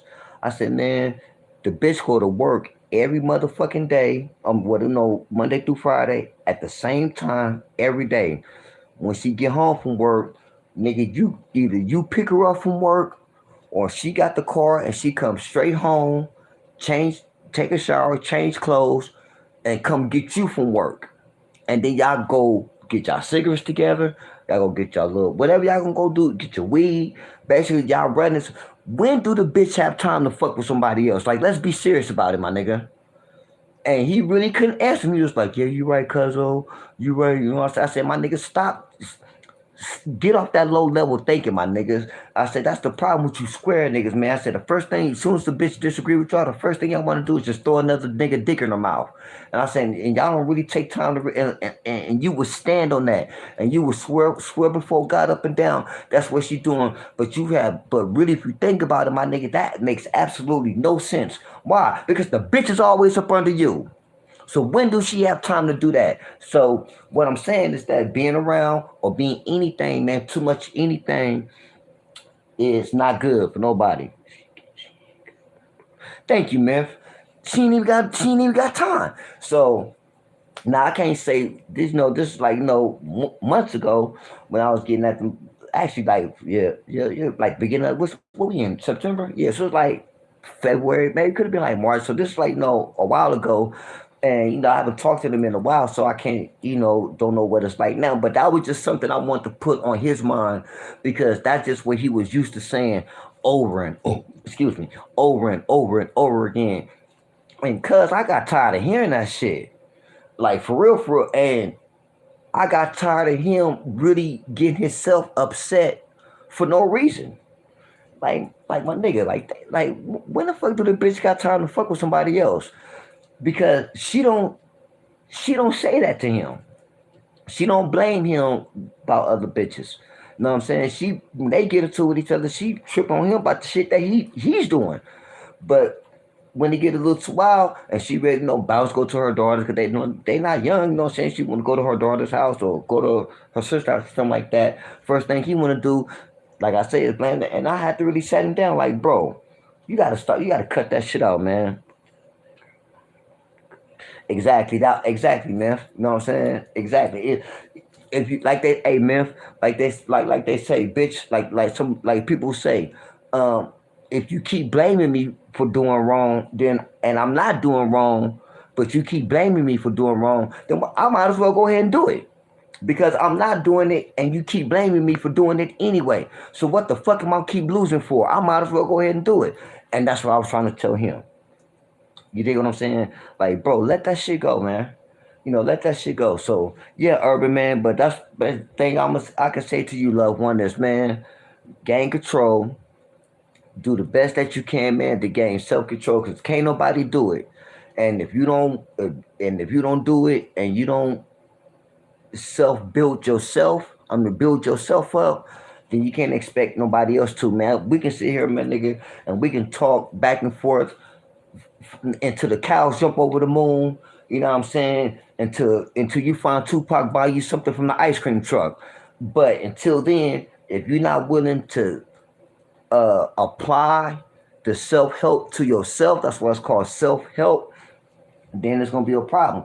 Even if you feel like you need to reach out and get some professional help, okay, cool. Ain't nothing wrong with that. You know what I'm saying? But if you see that the alcohol is not start but has been a issue, a hindering, you losing friends, you losing women, the kids don't want to fuck with you, the family don't want to fuck with you. So yeah, man, yeah, for real though. It's time to sit back, get a grip on life so you can get a grip on yourself. You dig what I'm saying? And that way you can be a better person. You can be a blessing to your loved ones. Perfect example, like I was telling one of my people the other day, there was some bullshit going on out here in Vegas, and one of our loved ones, you know, her son, go. It's a long story, but to just kind of like just to give you the gist of it, one of my loved ones and his baby mama had issues. Mom's let the baby mama used to whip, but the baby mama and my loved one, what they not together no more. So the baby mama fucked with another nigga. So the other nigga's using the whip. But mind you, it's mom's, which is our people's whip, but she let her son, baby mama, use it. Fucking car destroyed. Fucked up, right? So my aunt was getting at me about going to go get the car. I mean, I'm talking about four tires flat, back window busted out, motherfucker won't start. Just all bad and parked it just on any old street in any old little raggedy neighborhood. And my peoples was low key kind of tripping, but I told them, I said, I'm not tripping. I said because I understand that we probably the only ones that she can really reach out to help. I said you probably the only friend that she got that you, and I said, and auntie, you already know what your nephew, what I'm capable of. And not just me, but even my auntie, she from the street. She just got the game like that. Like I had to just tell my auntie, like, like calm down, baby. It's cool because we're not like everybody else. You know what I'm saying? We have to be a blessing to the game. And this is one of the ways we being a blessing to the game because we can't outbless the game. I said what I mean by that out of all the people that I said she can't even call her son. He don't even got the game or got the information or got the know-how or got the people to even take care of their own problem. Yes, this is not our problem. Yes, this we have nothing to do with this. Yes, he should have listened to his son and not let the bitch use the car. Yeah, we can preach that all day, but it's not going to fix the problem. The solution is we are the solution. So we're gonna go ahead and handle it. So I called up my little mechanic out here and we went, did it, changed the tires and everything like that, moved, you know what I'm saying, moved the truck over to my auntie building and everything. You dig what I'm saying? But my whole point was like sometimes man you have to just be a blessing to your peoples because everybody can't be a blessing the same way. And even with that, by us being in the position to be a blessing to our peoples, guess what? The game put us in position to be a blessing. So therefore you can't outbless the game. You dig? Yeah, man, you can't outbless the game, man. You know what I'm saying? For real. Give me my liquor right quick. Hold on. How y'all feeling out there though, man? Y'all all right? Memphis, what's going on with your loved one? Hey, Memph. Man, what's up? Man, we've been looking at this young Dolph trial, man. Woo, woo. Man, talking about niggas is talking, man. But we seen that coming though. We seen that. Hey, Memphis, let me ask you something, bro. Um, the part of Memphis that you from out there, do your area get along with young Dolph area? I think Dolph is from. I know it is. I know it is. But do you cause I know you folks. But do y'all get along with young Dolph in them area? Do y'all fuck with them? I think that's like the cats. What's the name of that area? Catsville, something with a C.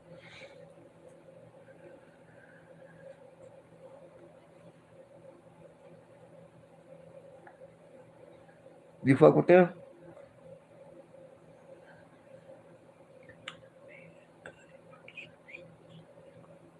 Oh, okay. Oh, okay. Okay. Okay. Okay. Okay. Yeah, our partner, food that be up um in chat, proper respect. That's my nigga. He from Grape out there. He from Grape Street out there in Memphis and shit like that. But he run with the he sided with the folks and shit like that, and he was telling me the same thing. Like, the city is hurt, man. He was like, now I know Dolph got some enemies, and I know, it's some people that do side with CMG, and rest in peace, Juke and all them, and I understand that by Dolph being the entertainer, it's gonna be a lot of love because he's the entertainer. But me, man, I like to talk to the niggas in the streets. You know what I'm saying? I know Gotti and Juke. Yeah, man, that shit trip me out. Hey, man, so let me ask you this, man. Do you think, or do well? You ain't got to. Well, I'm gonna just say think because you probably know for sure. But I'm gonna just say think. Do you think Juke got knocked down behind Dolph getting knocked down? Was that kind of like a back and forth thing? Because and the reason why I asked that because I hear that Fool in Court saying that Juke put the the 100,000 ticket on anybody from PRE head. So is it a PRE versus CMG gang type thing, or is it I don't want to say neighborhoods, but I guess different areas against each other like that? I mean, it just seems so confused. But I know it's hot as fish grease out there, man. Cause I've been telling people, so I'm like, man, this ain't nothing new. A lot of people think, man, know some real shit, man. For a lot of motherfuckers think this is new. But when Dolph got hit a couple of years ago, that Memphis just now, I'm like, you fucking crazy, nigga. You better look at the history of Memphis, nigga. Memphis been on fire, like for real. You know what I'm saying?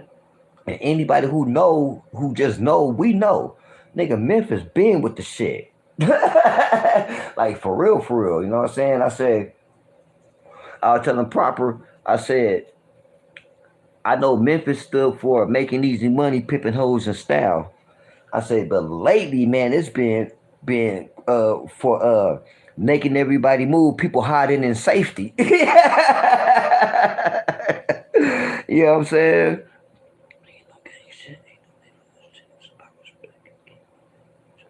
Okay, got it. I got it. You know what? I got it.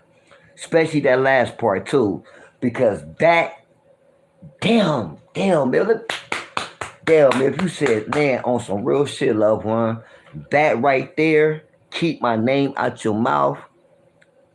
And now, when you said that, man, my mind flashed so fast. And that's exactly what it's about, too. Keep my motherfucker, do what you gonna do your thing. But nigga, keep my name out your mouth. And if you do put my name in your mouth, make sure you put some respect on it. Because I seen the video with Juke. I guess they got a picture of NLE Chopper. I know he be baking grape out there too. NLE Chopper. I think it was NLE Chopper, Dolph, and it could have been Gotti on the picture too. And he was just talking crazy about Dolph. You know what I'm saying? I don't know if Dolph had already passed away. I don't think he had passed away yet, but I think the video came out after. But I think he did the video when Dolph was still alive. But yeah, I see that's what it's all about. You know what I'm saying? And cause I tripped. I'm like, damn. When I was hearing fools say, um,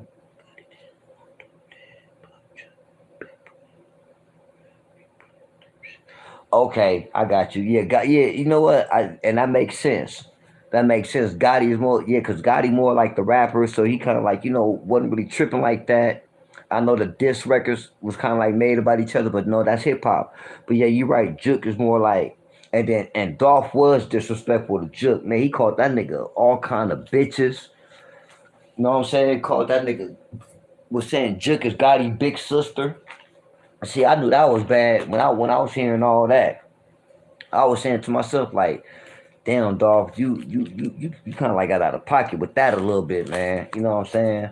So yeah, because when I heard that Fool was saying that it's 100 racks on anybody from PRE head, I was like, damn, is that right? I didn't know that. I thought it was just like more Dolph, but so that just kind of like made me think, was it a neighborhood thing? Was it like some shit like that? But I wasn't for sure about it because I'm in touch with my Memphis peoples, and everybody who I talk to about it, y'all say the same thing. Like, nah, it's not really about like no gang shit, my nigga. Like it's not. It's more about respect. They just kind of like left it at the respect part. But when you said keep my name out your mouth, I'm like, that's definitely it. Yeah, that's some crazy shit, man. Rest in peace, dog, man. Rest in peace, Juke too, man. I don't, I'm not from over here, so, but I understand the politics of the streets, and I understand that every city is not like LA, and and I tell people all the time, man, I don't give a fuck where you go, man. You know what I'm saying? Like I look at people, okay, perfect example. I was telling somebody, well, let me take that back. One of my elders was telling me, cause look, man, for years, bro, for years, I just could not acknowledge. I don't want to say respect because I always got the respect, but just to acknowledge of gangs that bang LA hoods, but they be New York, Memphis, Dallas, and shit like that. Because I always looked at it like, man, what type of shit is that? Y'all niggas is banging, you know what I'm saying? And then the way how it will be banged, like for example in St. Louis, like let me just say St. Louis, like in St. Louis you got the '60s, and you got the six deuce east, you got the six deuce neighborhoods, and you got the rolling '60s. Okay, in LA, six deuce neighborhood is six deuce East Coast. But Six Deuce East Coast is originally Six Deuce neighborhood, and they beef in St. Louis. So LA niggas is looking at that like, I heard he received 800, and he was supposed to get, yeah, and it supposed to have been 100,000 split. Even that was fucked up. Like nigga, you done threw your whole life away for 800. When he said on the stand, when he was like, man, I was just trying to get some money. But you know what though? I have to show. Let me say this. I have this. What's the word? I have a little, I guess compassion is the word I'm looking for, or maybe I have a more of an understanding because when I found that dude lost his son the year before that, and he just kind of like lost his mind. And when I heard that, I said, you know what? I can't even be mad at him. Yeah, I know Dolph was no, but when you lose your mind behind a tragedy like that, like you don't know what's going through a motherfucker's head. You know what I'm saying? Like a motherfucker could snap and never snap back. And I know dude got other kids, but to lose a son at 9 years old, I don't know what that's like. My kids know. Shit, even my baby, she grown now. She 20, and my son, he 21. So I don't know what that's like to lose a kid. And even my kids being grown, I would hate to have to bury one of them before they bury me. Don't no parent want to bury their child. I mean that just goes without saying, right? But I was just like, damn man, that's some fucked up shit right there. You know what I'm saying? So I really think dude wasn't in his right mind for us like as knowing the consequences and the danger of what's going on. I know he was seeing it like, fuck that nigga Dolph. You know what I'm saying? Y'all look at that nigga as a rapper, as a star, but to us, he's still just that nigga who was this and who was that. And nigga, you a part of this and we're a part of this. I mean, you're a part of that and we're a part of this and it's on. I understand that just the mind of the street mentality nigga that's in the bullshit. You know what I'm saying? He's been creeping down here since around 85 because of a lot of those guys have family around here. I'm already knowing. You right, man, but I'm right. Yeah, look, I've been hearing about the grapes and the bishops, um, the GDs, the fives. I've been hearing about them in Memphis. Memphis is one of the first cities I really heard. Memphis, St. Louis, and Dallas was the first cities I was hearing about really having LA gangs. Shit, back like you say, bro, back in the '80s. Well, I probably didn't hear about it till like the early '90s because I didn't really start. I didn't really get affiliated and active like that until like the late '80s, '89. '88 was kind of like starting, but '89. But I'm more of a '90s. You know what I'm saying? And all through the '90s, we used to hear about that shit all the time. So it's definitely nothing new, right? So what I'm saying is that I never understood. I mean, I wasn't understanding on how to go about with the shit, as far as like as banging LA hoods, until one of my elders told me. He said, "You gotta look at it like this, P." He say, "Yeah, they bang LA name, Chicago, whatever the case gonna be. But the law of the land has been in place before the hoods start coming out there. So what he mean by that? Memphis has certain laws in their lands that pertain to like like I know North Memphis and South Memphis had their issues, and I'm pretty sure within the South is certain little areas that don't really see eye to eye, and then I know in the North it may be certain little areas just like Compton, yo, yo, just like Compton and summer vacation. Damn, G. My homie got shot. He's a going to black. St. Louis nigga want the corners back. You know what I'm saying? So yeah, you're right. So but I understand that before they started banging Grape, they started banging Bishop, they started banging GD, they started banging this and that. It was certain laws of the land that was in place that y'all elders already had going on because before the name of the gangs became there, it was other shit that was going on. You know, niggas just it was just the streets is just the streets. And when my elder had told me that, I said, you know what? That makes sense. He was just basically saying, like, man, they politics is different. He was like, yeah, they gonna bang, they can bang the name. He was like, that's just what it is. He was like, but that don't mean that they gonna do it LA style. He was like, why? Because the laws of the land has already been in place before the name of the game came. I said, you're right.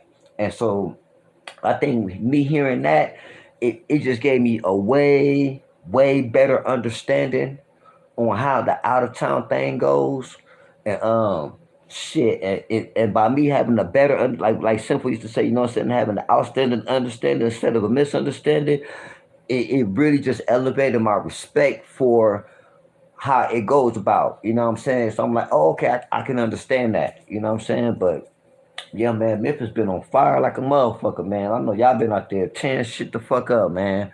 You know what I'm saying? And man, it's like uh my nigga Proper, he stay in Phoenix now. But Memphis you, man, I got a couple of other loved ones out there in Memphis, and I don't really be worried too much worried about y'all because y'all professionals at what y'all do.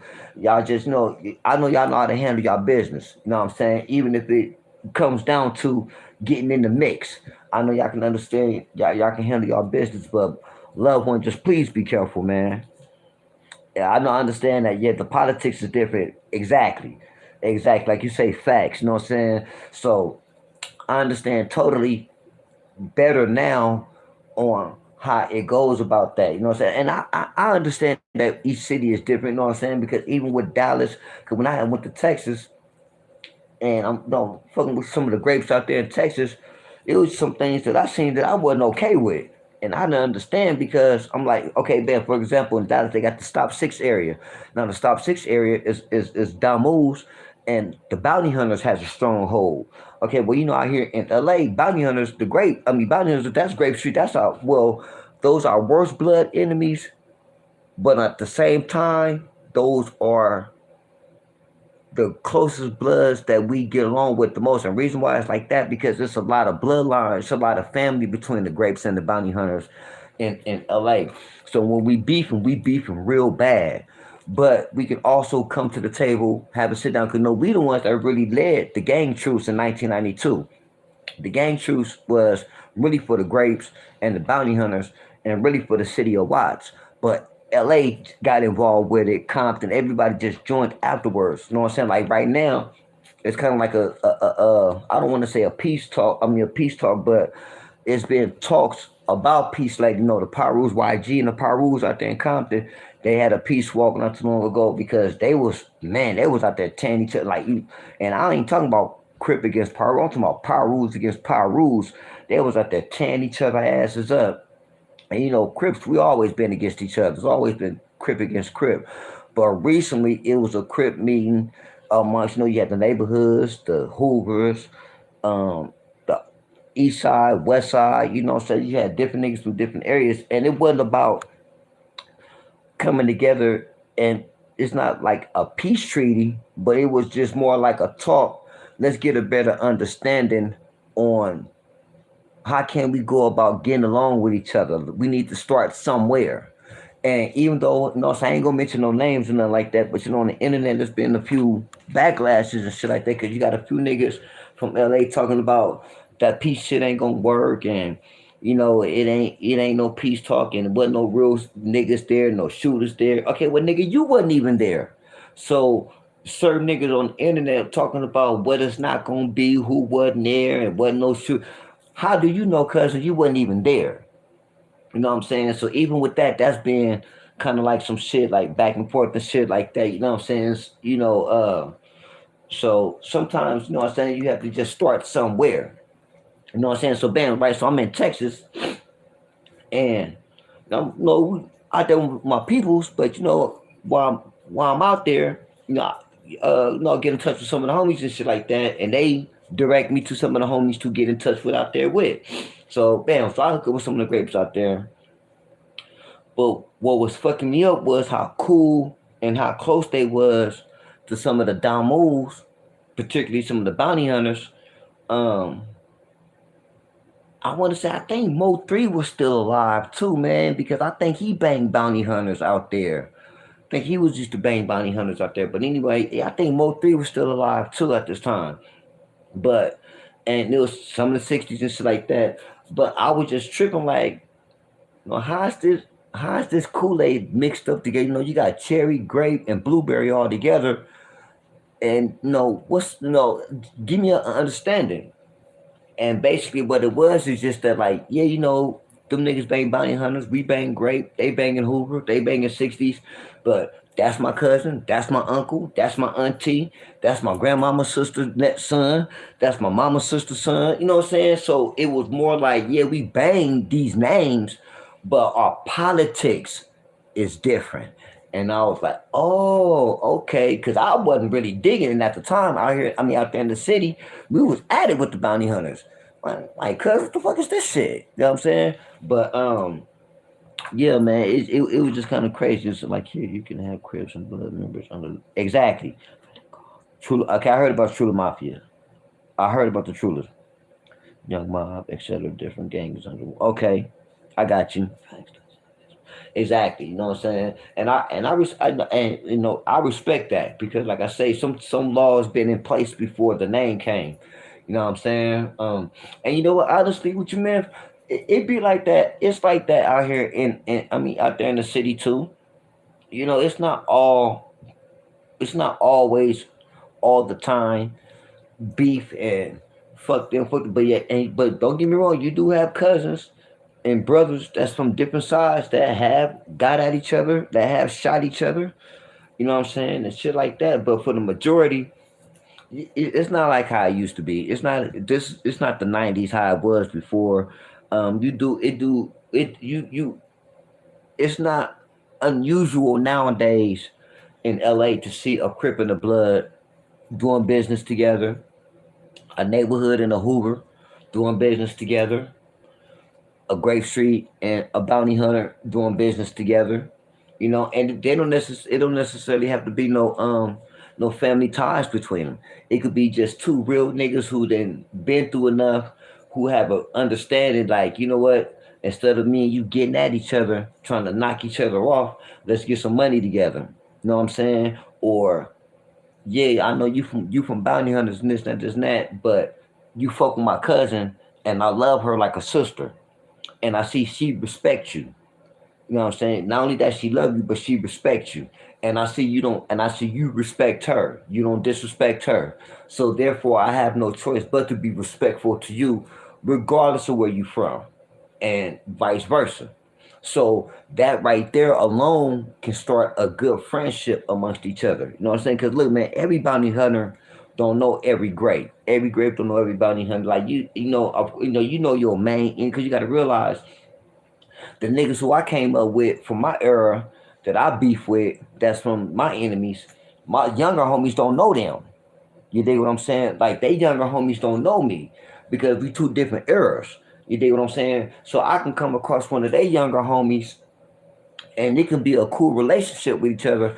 One of my younger homies can come across one of their older homies, and it can be a cool relationship because, wow, we not from the same era, and you didn't shoot my homeboy, you didn't put my cousin in the grave.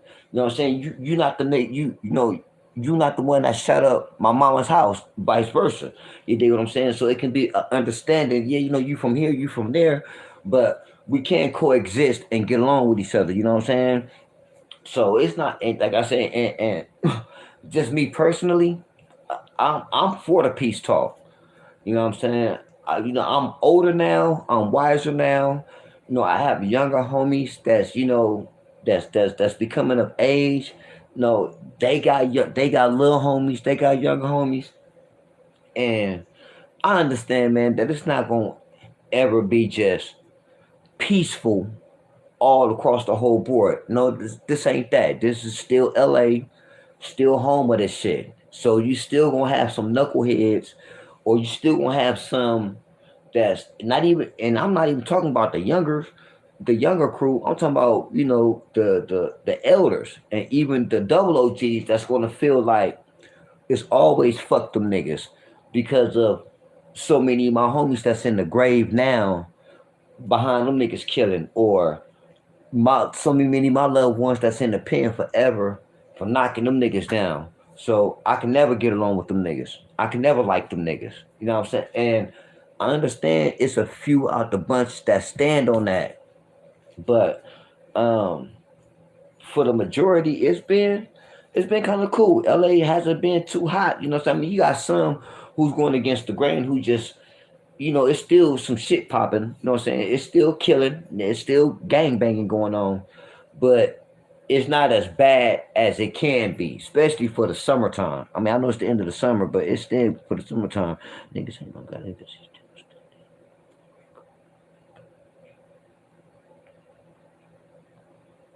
Right? Don't play with me. Yeah, yeah. I know. I can believe that too, man. I can believe that to the fullest, man. I don't think Gotti's tripping like that, and I don't want them to do no Rico on Gotti and what shit. You can't say Juke no more. Get the straight. You can't say Juke no more because he gone. But yeah, man, I wouldn't. You know what I'm saying? Yeah, I wish straight drop and the other dude would even. I mean, of course, no, we wish they wouldn't never killed Dolph. You know what I'm saying? But look, man, I understand. But I understand from Juke point of view. You know what I'm saying? Nigga, you got me fucked up. You know what I'm saying? But shit, look, man. Dolph gone, Juke gone, straight drop locked up, the other nigga locked up. Um, what's the other nigga name? Govan. His daughter then got smoked in Houston. And they think that might be behind that shit. So nobody's won. We all losing. We all taking. Everybody has lost. You got dude not straight drop, but the other dude that was testifying with the kids who lost his son. You about to be taken away from your family, from the rest of your kids, for probably for the rest of your life, for $800 motherfucking. Like, think about that, man. Like, nigga, you finna get sentenced to alphabets behind $800. Like, that's crazy. But I also understand, my bad. I also understand that when the shit is on, the shit is on. Yeah, Cornelius. Yeah, the Cornelius dude. Yeah, I understand that when the shit is on, the shit is on. You know what I'm saying? And when it's up, it's up. You dig what I'm saying? So, but yeah, man. All right, so look, man, what y'all think about this Diddy thing? Let's talk about this Diddy shit, man. Fuck it. Everybody else talking about it. Give me your insight on Diddy. Let me see who who think Diddy gonna get found guilty? Who think Diddy about to get found guilty in trial, or do y'all think Diddy gonna take a deal? What y'all think? I'm gonna sit for a minute and see what y'all think. Who think he gonna get a deal?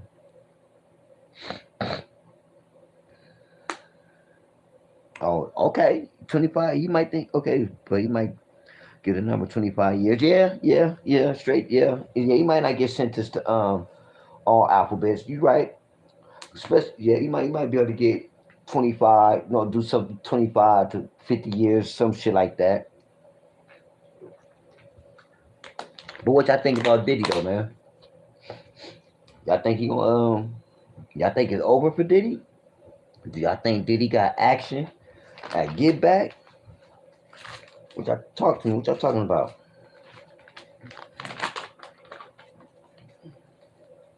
Because I would say what I feel. I'm gonna say what I think too, but um, yeah, I don't know, man. I don't know. I don't know. Okay, right, right, Urban. All right, look. Hey, Myth. That's why you my nigga, man. Cause look, I, ah, shit. I don't want to say I'm rooting for Diddy, but I just think it's more. They making it more of what it is. Like Urban say, like Urban said, what Urban say. I think he may get 15 the max. He was only getting escorts, really. Thank you. See, that's my okay, bam. So that right there, and that's what I was saying to my people. I say, man, I just feel like everybody was a willing participant, far as the bitches goes that he was flying out for the sex parties for us like this. Like Boosie said. Boosie said the best thing. He's like, man, a lot of niggas is flying bitches out. They made like, for example, let's say for Memphis having my nigga Memphis all day every day having a party out there in Memphis. You know what I'm saying? His birthday coming up. Ooh, okay, I'm out here in Cali. And I'm gonna fly out there in Cali. I'm there, Urban there, Freeze there, Dre there. We all there, everybody there. And I decide to fly a few bitches out there just to attend the party, have a little fun. I'm gonna put a couple dollars in their pocket for their time and what they make amongst the crowd. You know what I'm saying? It's a big old thing. And whatever, okay, bitch may, turn a couple of days to get a little bit of money, this and that, this and that. Personally, I don't see nothing. Of course, personally, I don't see nothing wrong with that. You know what I'm saying? I don't think there's nothing wrong with that, especially, what I'm saying, as a representative of this game. But I don't like how they making it seem like, um, see, this is the thing, they saying sex trafficking, but you don't hear, I haven't heard, well, maybe we might, but I haven't heard nothing. I'm trying to figure out if the females is being sex trafficked, that's really against their will. But as far as like as the bitches goes that was going to the parties, they was going willingly. So I'm trying to see like, okay, what's wrong with that? Right now, as far as like as the Cassie thing goes, I don't know, man. Look, I ain't trying to be rude. I ain't trying to be mean. I'm not trying to be disrespectful, but respectfully,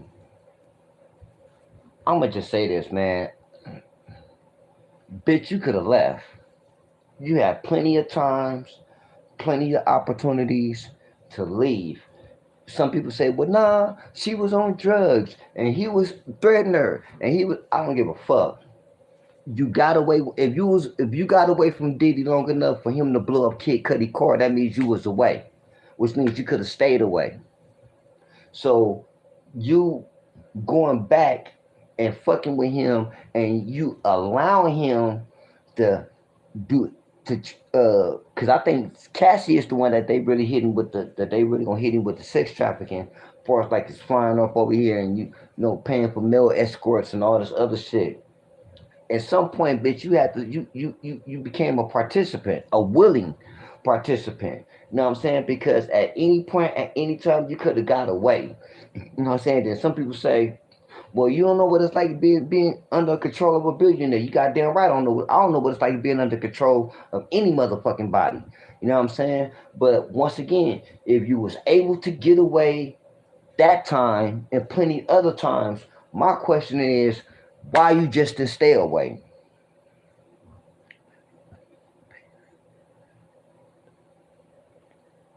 Right? Of course, definitely Memphis. You know what I'm saying? That's what fucked it up.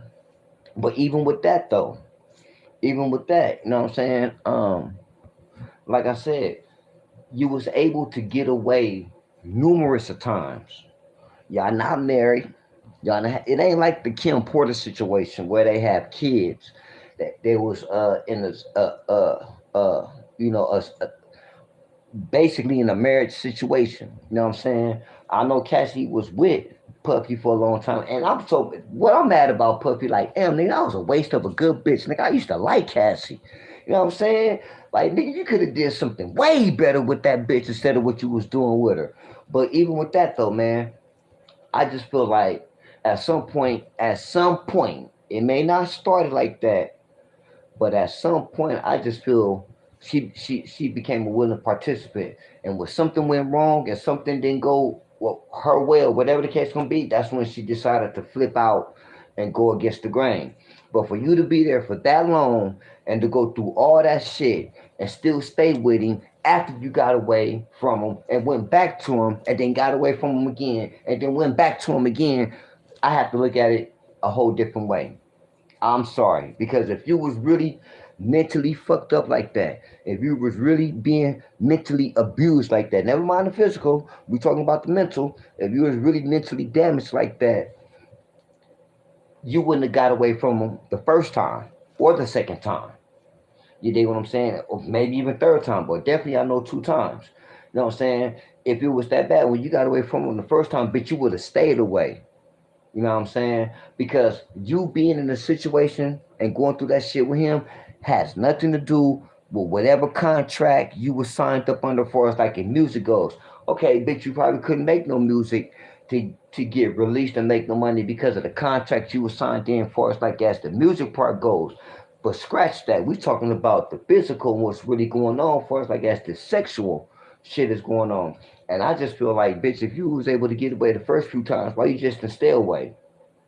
So that's why I stand at with the shit. You know what I'm saying? But yeah, I think Puppy, exactly,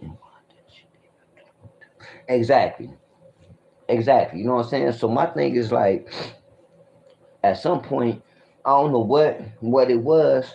You know what I'm saying? Now it could have been. See, this is what I think. Now I could be wrong. I could be wrong. But I'm thinking what really kept her going was I think once Puffy got her on them drugs and on that dope, I think that was really that's what it was that was hard for her to get away from. I think after a while, she just became okay with the shit that she was going through because of the drugs.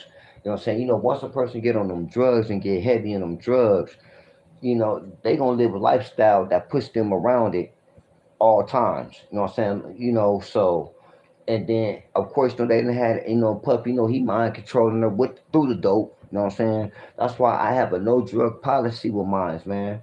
Like real talk, man. You know how many bitches I done passed up because they ain't got drugs. You know how many of my partners done called me like, "Hey P, what's up, man? Woo, hey man, I got this bitch, man.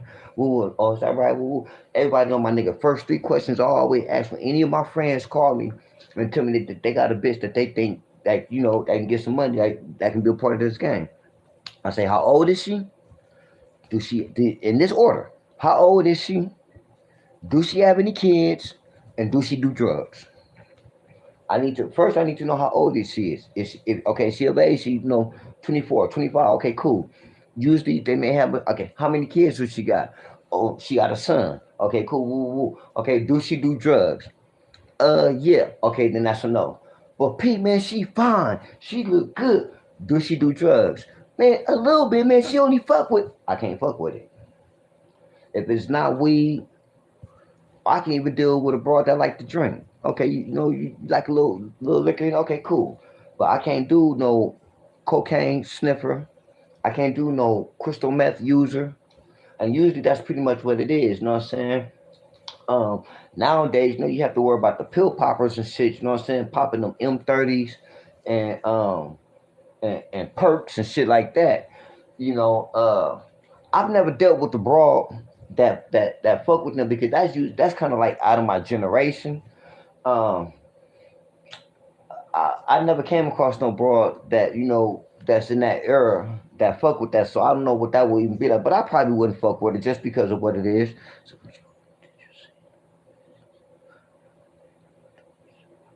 yes, yes, yes, they did. That's yeah, you're right. He started, and then check it out, man. The way and the reason why he sued them was behind some race. He was saying that they was racist because I guess he had a line of liquor that was supposed to come out. I don't know if it was like a cognac or something like that, or like a Hennessy or something like that. And he was mad because they wouldn't put it out on the shelf. You know what I'm saying? They wouldn't put it on the market, basically. You know what I'm saying? So he was feeling like they was racist against him like that, and like 50%, nigga, you getting 60 million a year at one point, and nigga, you mad because they won't put your name of liquor, your brand of liquor out on the market just yet? I never heard the reason why, because it's Ciroc, but it's another company that owns Ciroc that was really running. It started with a D. It sounded like Diego, but it's spelled like Dieago. It's not spelled like how like Diego is, but I forgot the name of it. Y'all can look it up. But it's something like Dago, something like that. They like the company that they own Ciroc. I think Ciroc is their brand and some other things. So I guess were supposed to put a line of liquor out for Puffy, and I guess the nigga get mad and start charging them, calling them racist. And so you have to think about it, right? Think about that, man. Think about that, right? So here it is. You got this arrogant motherfucker. Granted, yeah, he's a superstar. Granted, yeah, he's a well-known face. Okay, we some white people, and we want to market it to the niggas. Okay, we gonna get Puffy. You know what I'm saying? So now we got the blacks drinking Ciroc. We got the blacks drinking. Cause look, man, my ex Boone Duke, rest in peace. His wife Sparkle, my sister, man. Well, she's not my real sister. That's my brother from another mother's wife. Her whole little crew called the Ciroc Girls. They was called the Ciroc Girls. I mean, they drunk Ciroc every weekend. Cause Urban, hear me out, Urban. This is for you. They worked all week. All of them work, and then on the weekends they would get together. Sometimes they go to karaoke. Sometimes they just hang out at one of each other's house or something like that. But they would have their bottles of Ciroc, and they was called the Ciroc Girls. So they'll do sometimes. Maybe these three wanted mixed with lemonade, or she like it straight with no chaser, this or however they was gonna drink. You know what I'm saying? But they drinking a Ciroc, playing their music, smoking a weed, smoking a cigarettes, maybe playing cards. So what I'm saying is that the marketing plan worked. A lot of the blacks was drinking Ciroc. Okay, so and here, puppy, we're gonna give you 60 million because when we first came out, our sales wasn't really like that. But once we brought you on and brought you as the face, start having Ciroc commercials, our sales went up, especially in the urban community. Okay, cool, bam, we gonna pay you for that. You know what I'm saying?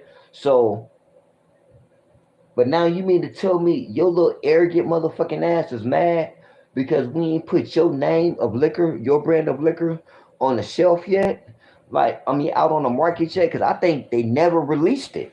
And that's what Puppy was mad about, that they never released whatever kind of liquor he had. And so he starts saying they racist. Basically saying like y'all just want to just market it to the black community. Y'all want this and want that, you know what I'm saying? But y'all want to keep the white name, the white the whites who control the name, y'all want to keep them at the forefront and not let me put my liquor out. So I'ma sue y'all. And they end up settling out of court, whatever the case gonna be. But you right, man, and 50 said it, man. That's where he fucked up at. That's where he fucked up at. Even with that, he got a commercial.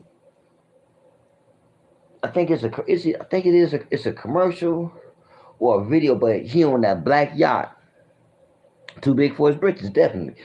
He he on the black yacht, and there's a whole bunch of white people, and I think they end up shorting part of it and making it a Ciroc commercial, but it's a whole big video to it. And Puffy was talking about how he got all these white people working for him. Let's go back to what 50 said. It's cool when you making money with them. It's not cool when you start owning shit. When puppies start coming up and start owning shit and start having higher stakes and higher percentages in the company, that was cool. Okay, that was cool. You're gonna be the face of the brand. You moving up the level a little bit, but nigga, you still a nigga, and we still gonna keep you in your place. So therefore, we only gonna let you rise so high. We're only gonna let you rise so far up in this company. So now you get mad at us because we don't want to put your little liquor out. And I don't even know what's the reason why they held it back. Don't That's the part that nobody know. But whatever happened, Puppy ended up suing them. Man, them motherfucking people got connections, man. Like you don't know who. You know what I'm saying? We say white dude was sleeping. You know what I'm saying? So they don't know who. He didn't know who. What I mean, okay, Puppy. You got some connections. You know what I'm saying? You know some people, far as like as this music industry shit goes, and far as like as you dealing with your peoples. But motherfucker, we're a part of that elite. See, that's the part I think Puffy kept going over his head because it was over his head. You fucking with the elite, man, or you fucking with the level right up under the elite, which means that we got connections to the elite. You dig what I'm saying? And that became a problem, you know. So, um, yeah, man, he definitely, and it just, man, think about it, y'all. Exactly. See, okay, I'm glad you said that, man, right? Because it's all been talk is Jay Z is next. Jay Z is next. And in my mind, I'm thinking like, but what has Hova done for them to get on him? Now, granted, this dude named Andrew Wyatt. Y'all get a chance, man. I want y'all to go check out um Viral News Hip Hop. I think that's the name of that thing. The host is O Dog and Sam Ant. It's called Viral News Hip Hop. It's black publicist and he was lawyers named Andrew Wyatt. He was one of Bill Cosby lawyers and shit like that. He's a publicist and like a go between type of guy, right? So he was saying that one thing that Hova did fuck up on is the way he criticized the Grammys. Some of them didn't really like that, you know what I'm saying? And the way he bragged about Beyonce being the number one, having the most Grammys and shit like that in front of a bunch of white people, executives and elites. And I'm pretty sure they may have an issue with that, so to speak. But my point is this, like Memphis just said, playing a role. See, you don't hear about Jay Z having freak parties. You don't hear about Jay Z beating bitches up. You don't hear about Jay Z um, shooting up clubs and shit like that. Like all this. Just think about it, man. All the shit that Puffy been involved with. You know what I'm saying? Everything you don't hear. You know what I'm saying? You don't hear about that with Jay. Jay kind of like stay out the way. You know, you don't really see him doing too much outside of making business deals. You know what I'm saying? Shit, Beyonce, you hear about her it more in concert and shit like that than you do Hova. You know what I'm saying? So I think Jay playing this role like a motherfucker. Like Andrew Wise said, like Black Dude said, he said, we don't know what Oprah House look like. We don't know what kind of cars or if Jay Z got a yacht or not like that, or what the plane he got. Like it's a lot of shit that Puffy was putting in front of the camera, putting out there as if he always had to have that I'm the man scenario about itself. And what's cold about it is, nigga, you ain't even talented. You can't sing, you can't rap, you don't really produce, you barely can dance. So I can see why you constantly with these shenanigans. You constantly gotta play motherfuckers out of their publishing. You constantly gotta screw motherfuckers over because really you really just a go between motherfucker. Really you just know certain people to open up certain doors. You dig what I'm saying?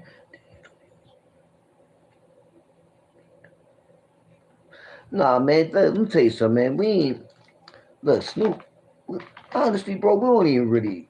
really fuck with Snoop like that too much no more. At one point, man, we never looked at Snoop as being the king of LA. If anything, he might have been the prince.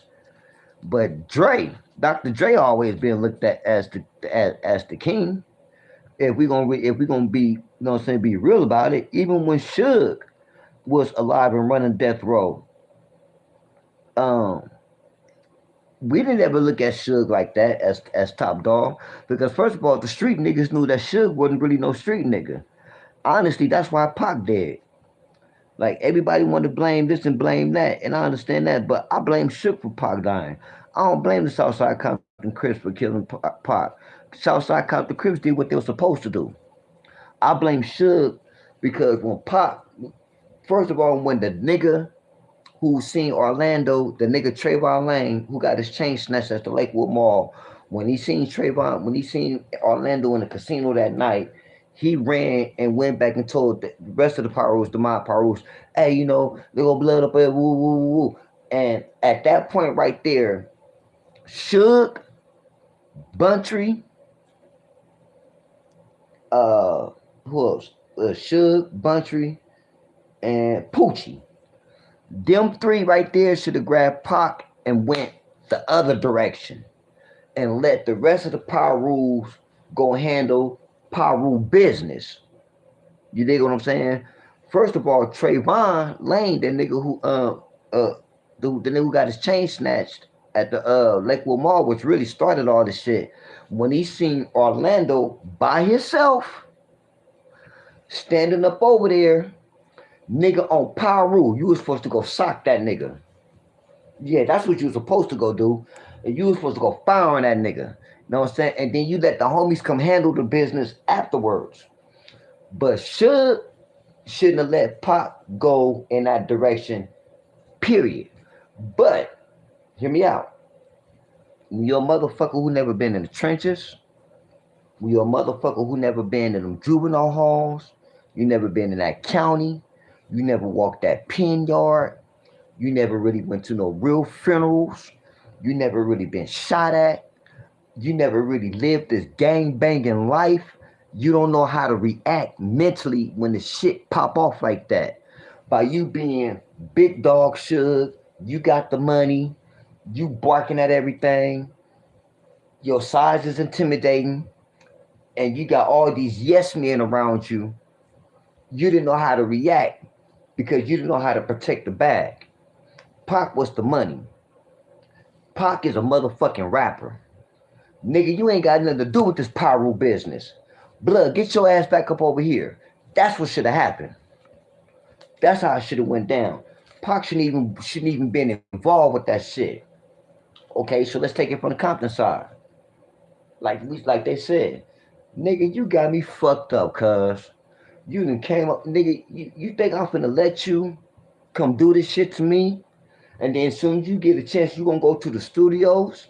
Because Pac, you was known for going to the studio and making songs about niggas. Nigga on Compton Crib, you got me fucked up. And that's why, and them Compton Crib niggas did what Compton Cribs do. They handled their business like they was supposed to. We don't give a fuck about you being Tupac the rapper. We don't give a fuck about you being Machiavelli. Tonight, you the enemy. Tonight, you the op, nigga. And you just got yourself involved with some real gang banging shit. And we gonna, just like Orlando said, his boy said, like, nigga, on Compton, nigga, you wouldn't want to wait till we got back home either. So I totally blame Suge for all that shit. But yeah, man, yeah, he did. The homie from Faux Trade knocked him out, the barber, at the club that night. Yeah, that's the homie. I forgot, dude. I think his name Chris. I want to say I think his name Big Chris. Yeah, the homie from Faux Trade is the one that socked him out at the club when he got socked out and was asleep in front of that club. Yeah, that was the homie from Faux Trade did that shit. You know what I'm saying? And like, and like Mob James was saying, that nigga Suge tore, he damn near destroyed the Mob Parus with that shit, man. It's a lot of motherfuckers that's dead now behind his bullshit. Why? Because didn't nobody check that nigga about how it's supposed to go. Everybody got blinded with the money. Everybody became a yes man because he had the money. I don't want to hear about the size because nigga, my Peru got some. The size don't matter. My Peru niggas got some real hitters up over there. You know what I'm saying? And I don't understand how they even let that nigga even just get control like that. I do because like I say, the money. You know what I'm saying? And hey man, like I say, money is a powerful thing. It's a powerful motivator. You know what I'm saying? And it can change a motherfucker.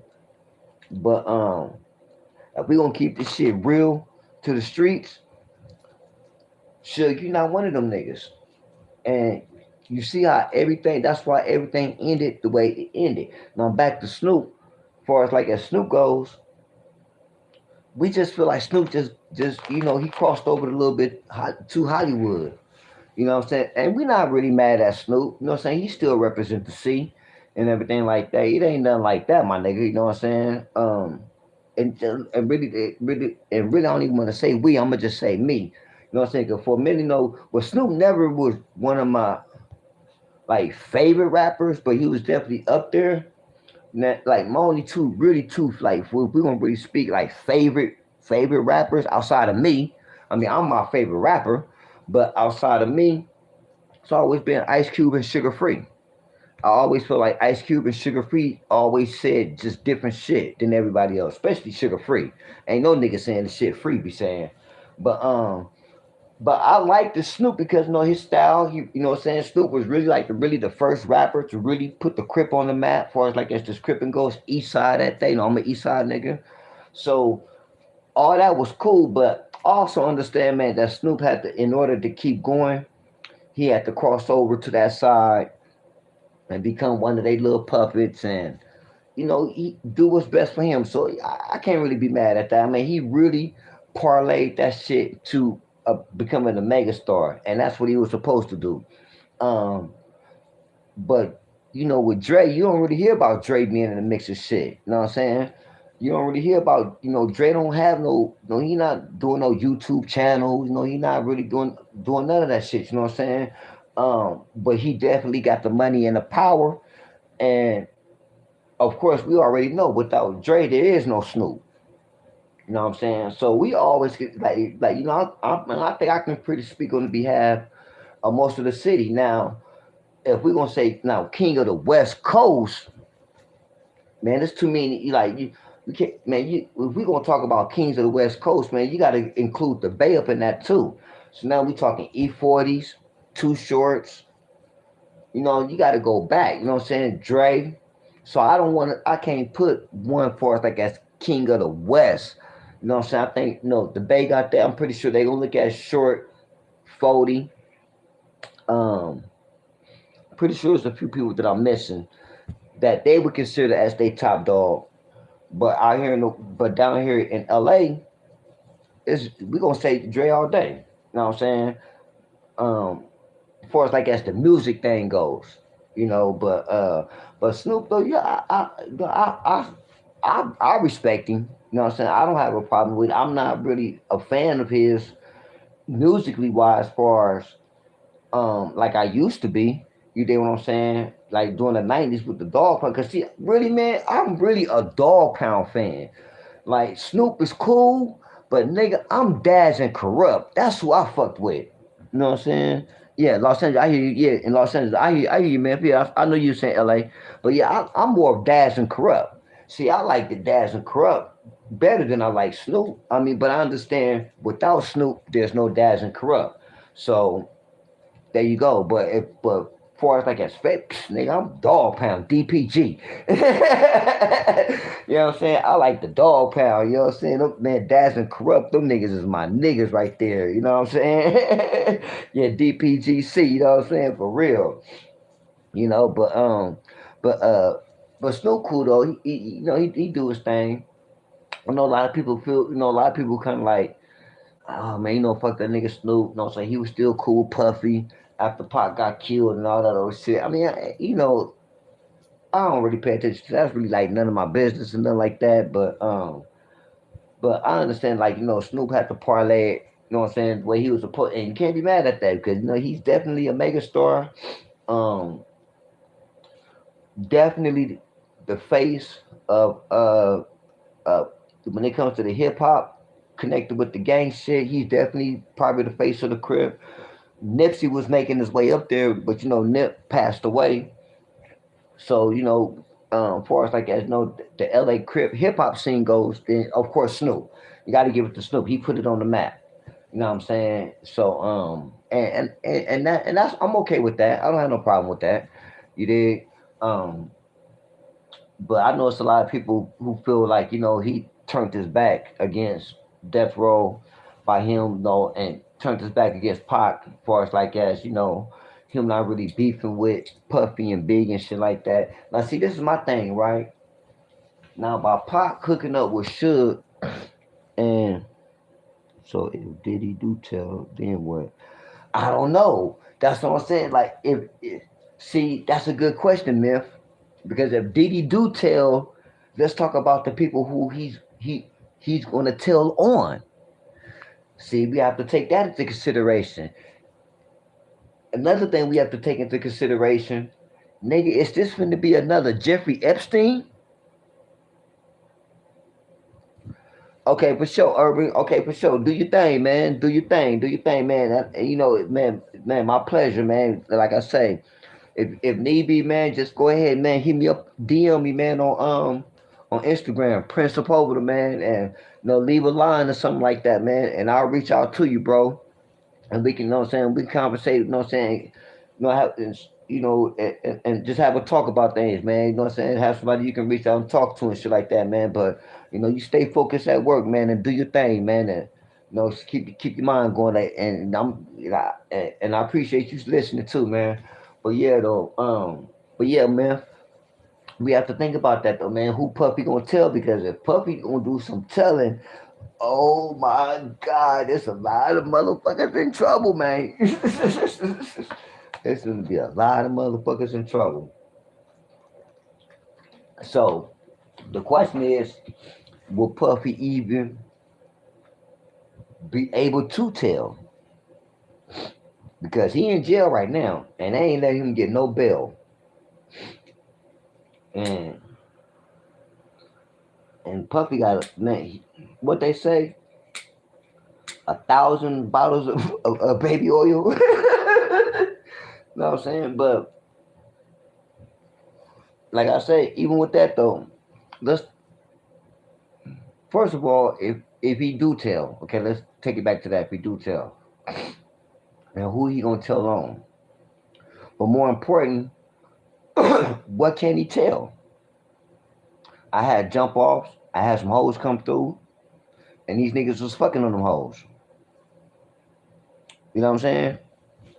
Uh, I mean, unless it's some deeper secrets going on. See, because one thing that I haven't heard, far as like as the indictment goes, now I heard a few bitches come out and say some things, but far as like as the indictment goes, you don't hear about no minors. There's no minors involved with the indictment. You know what I'm saying? So if there's no minors involved with the indictment, everybody is an adult. Everybody was a willing participant. I mean, how much trouble can we really get in? You know what I'm saying? Outside of the embarrassment, let's say that. Of course, there's going to be an embarrassment. Motherfuckers don't want their names. They don't want to be put up in the mix. You see, it's a lot of people that's stepping down from high positions that then went to them puffy parties. Look at your boy out there. Um, the Potter House was named TD Fakes. That dude, he just stepped. Man, that nigga been running the church forever. He done stepped down.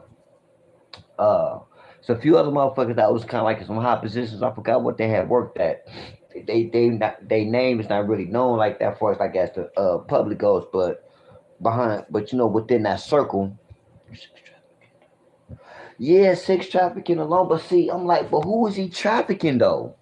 Is it the is are they connecting the trafficking to? Cause maybe I got it confused. Maybe I don't maybe I need a better understanding because see Memphis, that's the part. Yeah, that's the nigga touchdown fakes. You know what I'm saying?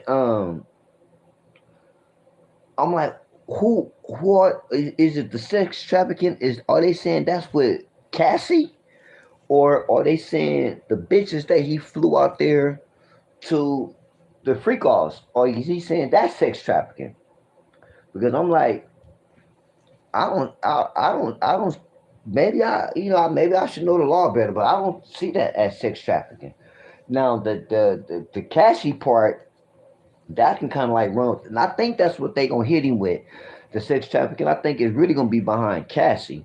I don't think it's behind the jump off parties. You know what I'm saying? Because the escorts, the bitches, all them, like I said, they was willing participants. They was in other states. So if they didn't want to go to, no, they wasn't forced to go to them parties. They wasn't held captive against their own will to go to them sex parties. You know what I'm saying? See, that's sex trafficking right there. See, check it out, man. If you got a bitch and no, you going from Tennessee to Maryland to New York, Detroit, St. Louis, Texas, Seattle, California, Vegas, and if this is your game, she's a willing participant and maneuvering with you, right? Right. But if y'all get caught up, or she get caught up and say, "Well, he forced me. I been wanted to. He held me captive. I stayed in Texas, but he kidnapped." Now we talking sex trafficking.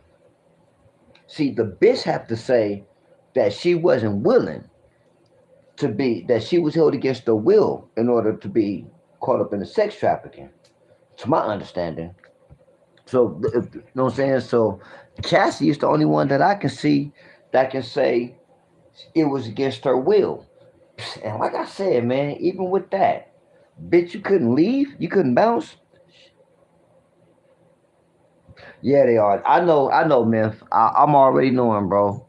They gon' it's over for him. I'm already knowing, bro.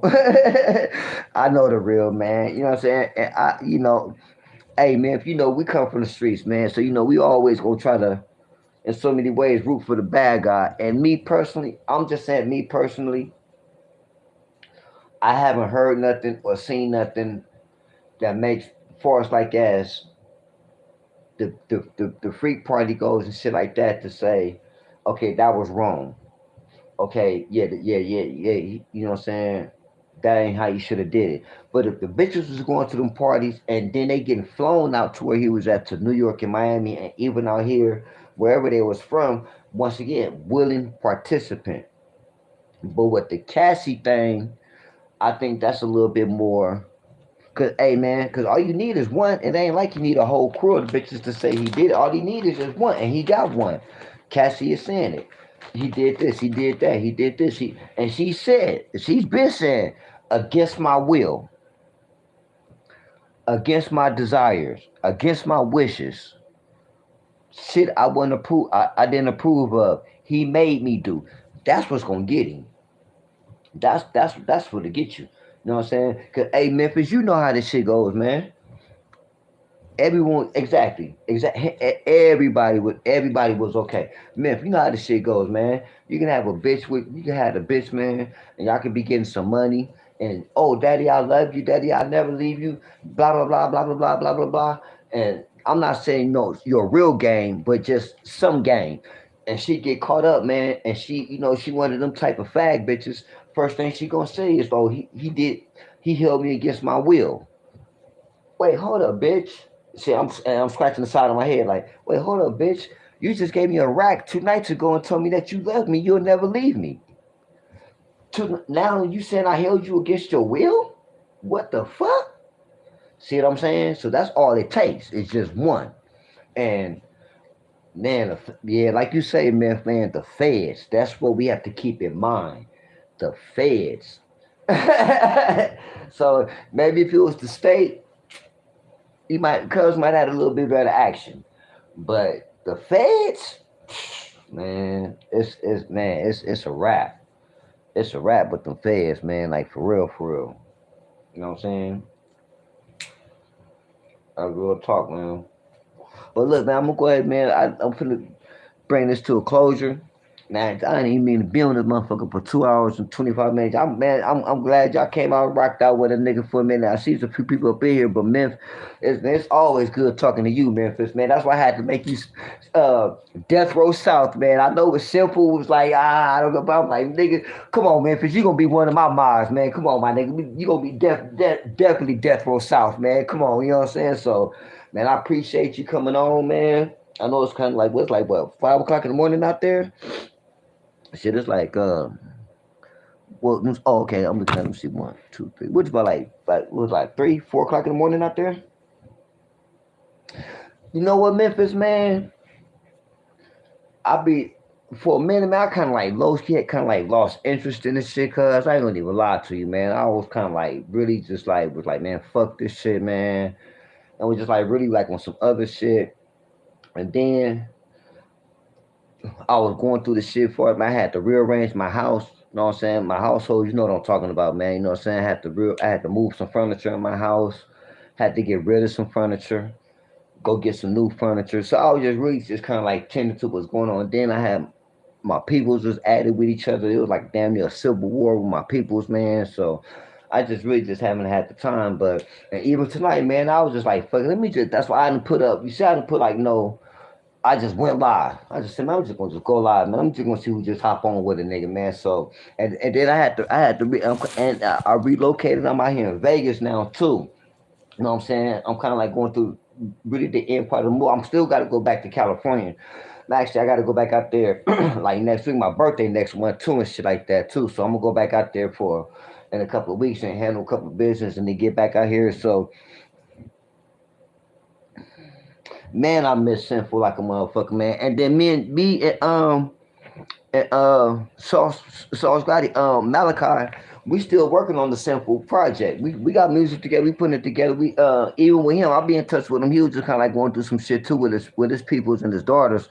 So we kinda like have to put the project on pause right quick and handle our business. But when I go back out here, to California. I'm finna get in the studio. I got like 2 songs. I need to lay my verses too. We got like 3 songs that's incomplete. That we got to put simple part on there. I got to put my verse on one of them, on one of the songs to complete that because Sauce and Simple and my first verse is on there already. So I got to put my second because we was leaving the second verse open because we was thinking about some other people getting on. So I was trying to get Freeze to get on some of the shit like that, but shit, Freeze been kind of like going through his own shit like that. Like I was telling Sauce, all right, man, Freeze probably just not motivated right now. So you got to realize, man, him and Simple had a different relationship. Like their brotherhood is different. I said, so it might, it might not be as easy for him to just make some music about his partner that's gone. It's a little bit different with us. You know what I'm saying? But yeah, we still working on it. You know what I'm saying? On the Simple project, Back to This Game that I never left. Matter of fact, we got a song called Back to This Game. I haven't released it. Like we got like man, like I said, like 3 songs and shit like that. Like we got to complete like that. And then we haven't released it. Like I said, I was telling the Sauce, I said, man, we ain't gonna release no more songs until we through with the project. So we trying to get it done by December, by the end of December, so we can release it like around Christmas time or not at the beginning of the year. But yeah, we still working on that shit though. We just kind of like have to take a pause up on it for a minute because we have to deal with our own issues and shit like that. And then you gotta realize, like, man, we just really doing this shit on the strength, on for the love of the game. So been working on that shit like that. But yeah, but now that I'm settled, Memphis, I'm a little bit more settled. Everything is, you know what I'm saying? A lot of the chaos that was going on around me in my life that settled down. Everything's pretty much cool. I can start going, you know what I'm saying, just doing shit like this, just fucking just getting back on. Cause you gotta remember, I used to be in the whip when I was in California. I was in the whip, used to go live from the whip because every time I used to try to go live from the house, y'all see, I be getting interrupted. This motherfucker, this bitch, that mother. You know what I'm saying? So things is a little bit cooler now, a little bit better and shit like that. So and even the next time I go live again, might be when I'm back out there in California in the whip. I'm gonna see what's up because I might only be out there really not that long. I'm just really going out there to handle some business. You know what I'm saying? Bring a couple of things to a closure and really complete the move for the girls and shit like that. You know what I'm saying? Get everything straight. So but I kind of like this. Starts, late night tip and shit. You know what I'm saying? I'm like, fuck it, I'm gonna go ahead and go live, man. Put my little phone up, my little screen and shit. You know, so yeah, people little screen and shit, man. I'm like, okay, this will work. This will work. So, but man, I appreciate it though, man. But yeah, shit, tomorrow, man. Well, I'll go live again, like later on today, like that for sure. Maybe like around, I don't know. I'll probably go live in the afternoon on this side of town and just kind of like to see what's up. But now I got the time and shit like that. And I don't have too much going on around me. I can put in the work for it and shit like that. You know what I'm saying? So just tap in with me, man. Man, you already know, man. I appreciate you coming in, Urban. I know you at work doing your thing. For the rest of y'all that's up in here listening, I appreciate y'all. Whether if y'all hear it now or later. And then I got a few new subscribers, man. I checked out my subscribers list and shit, I done picked up a few more subscribers. I don't know how. I ain't been doing shit, but I'll be bouncing in a few other people's little chat lines and shit like that, like Moonlight, my nigga Kev Mac, the homie ODM Slim, and a few other people shit. So maybe they picked up off my channel from there, but I appreciate the new subscribers and shit like that. So I'm gonna definitely be in tune a little bit more than what I've been and shit like that, man. So but I'm gonna go ahead and get off this phone though, man. Look, I appreciate y'all. We'll chop it up a little bit later on today. If not, then sometime tonight. 'Cause I ain't doing shit. You know what I'm saying? I'm gonna get a little rest and shit like that. Get up in the morning, and shit, and handle some business. But I'll be free from the afternoon on down. Another cool thing about being out here in Vegas too, the girls they could just, what I'm saying, go make it happen themselves. You know what I'm saying? I ain't too far from Tropicana, the strip and shit like that. So and then they kind of like getting used to it too. One of them is a little bit is already used to Vegas. Like been out here before. That's when I've been up under me for some time. That's like my little main thing. But the other one is more of a she not really don't really fuck with the carpet like that. She's straight concrete. So and Tropicana is really the only blade out here and shit like that. So kind of like getting her used to working with her. You know what I'm saying? Her wife be kind of like teaching her a little bit better for us, like as the strip goes and shit like that. But when I go to the strip, you know what I'm saying? I'll be by myself and I let them do their thing. And I don't really hang out there on the strip like that, man. Cause out here, man, the feds be on us. You know what I mean? They no fuck with them, but they really be on us. You know what I'm saying? So I'll have a little bit more time and shit like that, man. But yeah, we'll tap in a little bit later on today. Y'all look me y'all first. Y'all stay sucker free. You know what I'm saying? Um, all praises to the Most High. Glory to the game. You know what I'm saying? Uh, like I say in every live, and even if I don't say it in my lives, you know what I'm saying? Just dedicated to my partner, Sinful to P. Rest in peace. You dig what I'm saying? And shit. Until next time, man. Some more of it, and I'll tap in with y'all a little bit later. All right? Okay, gone.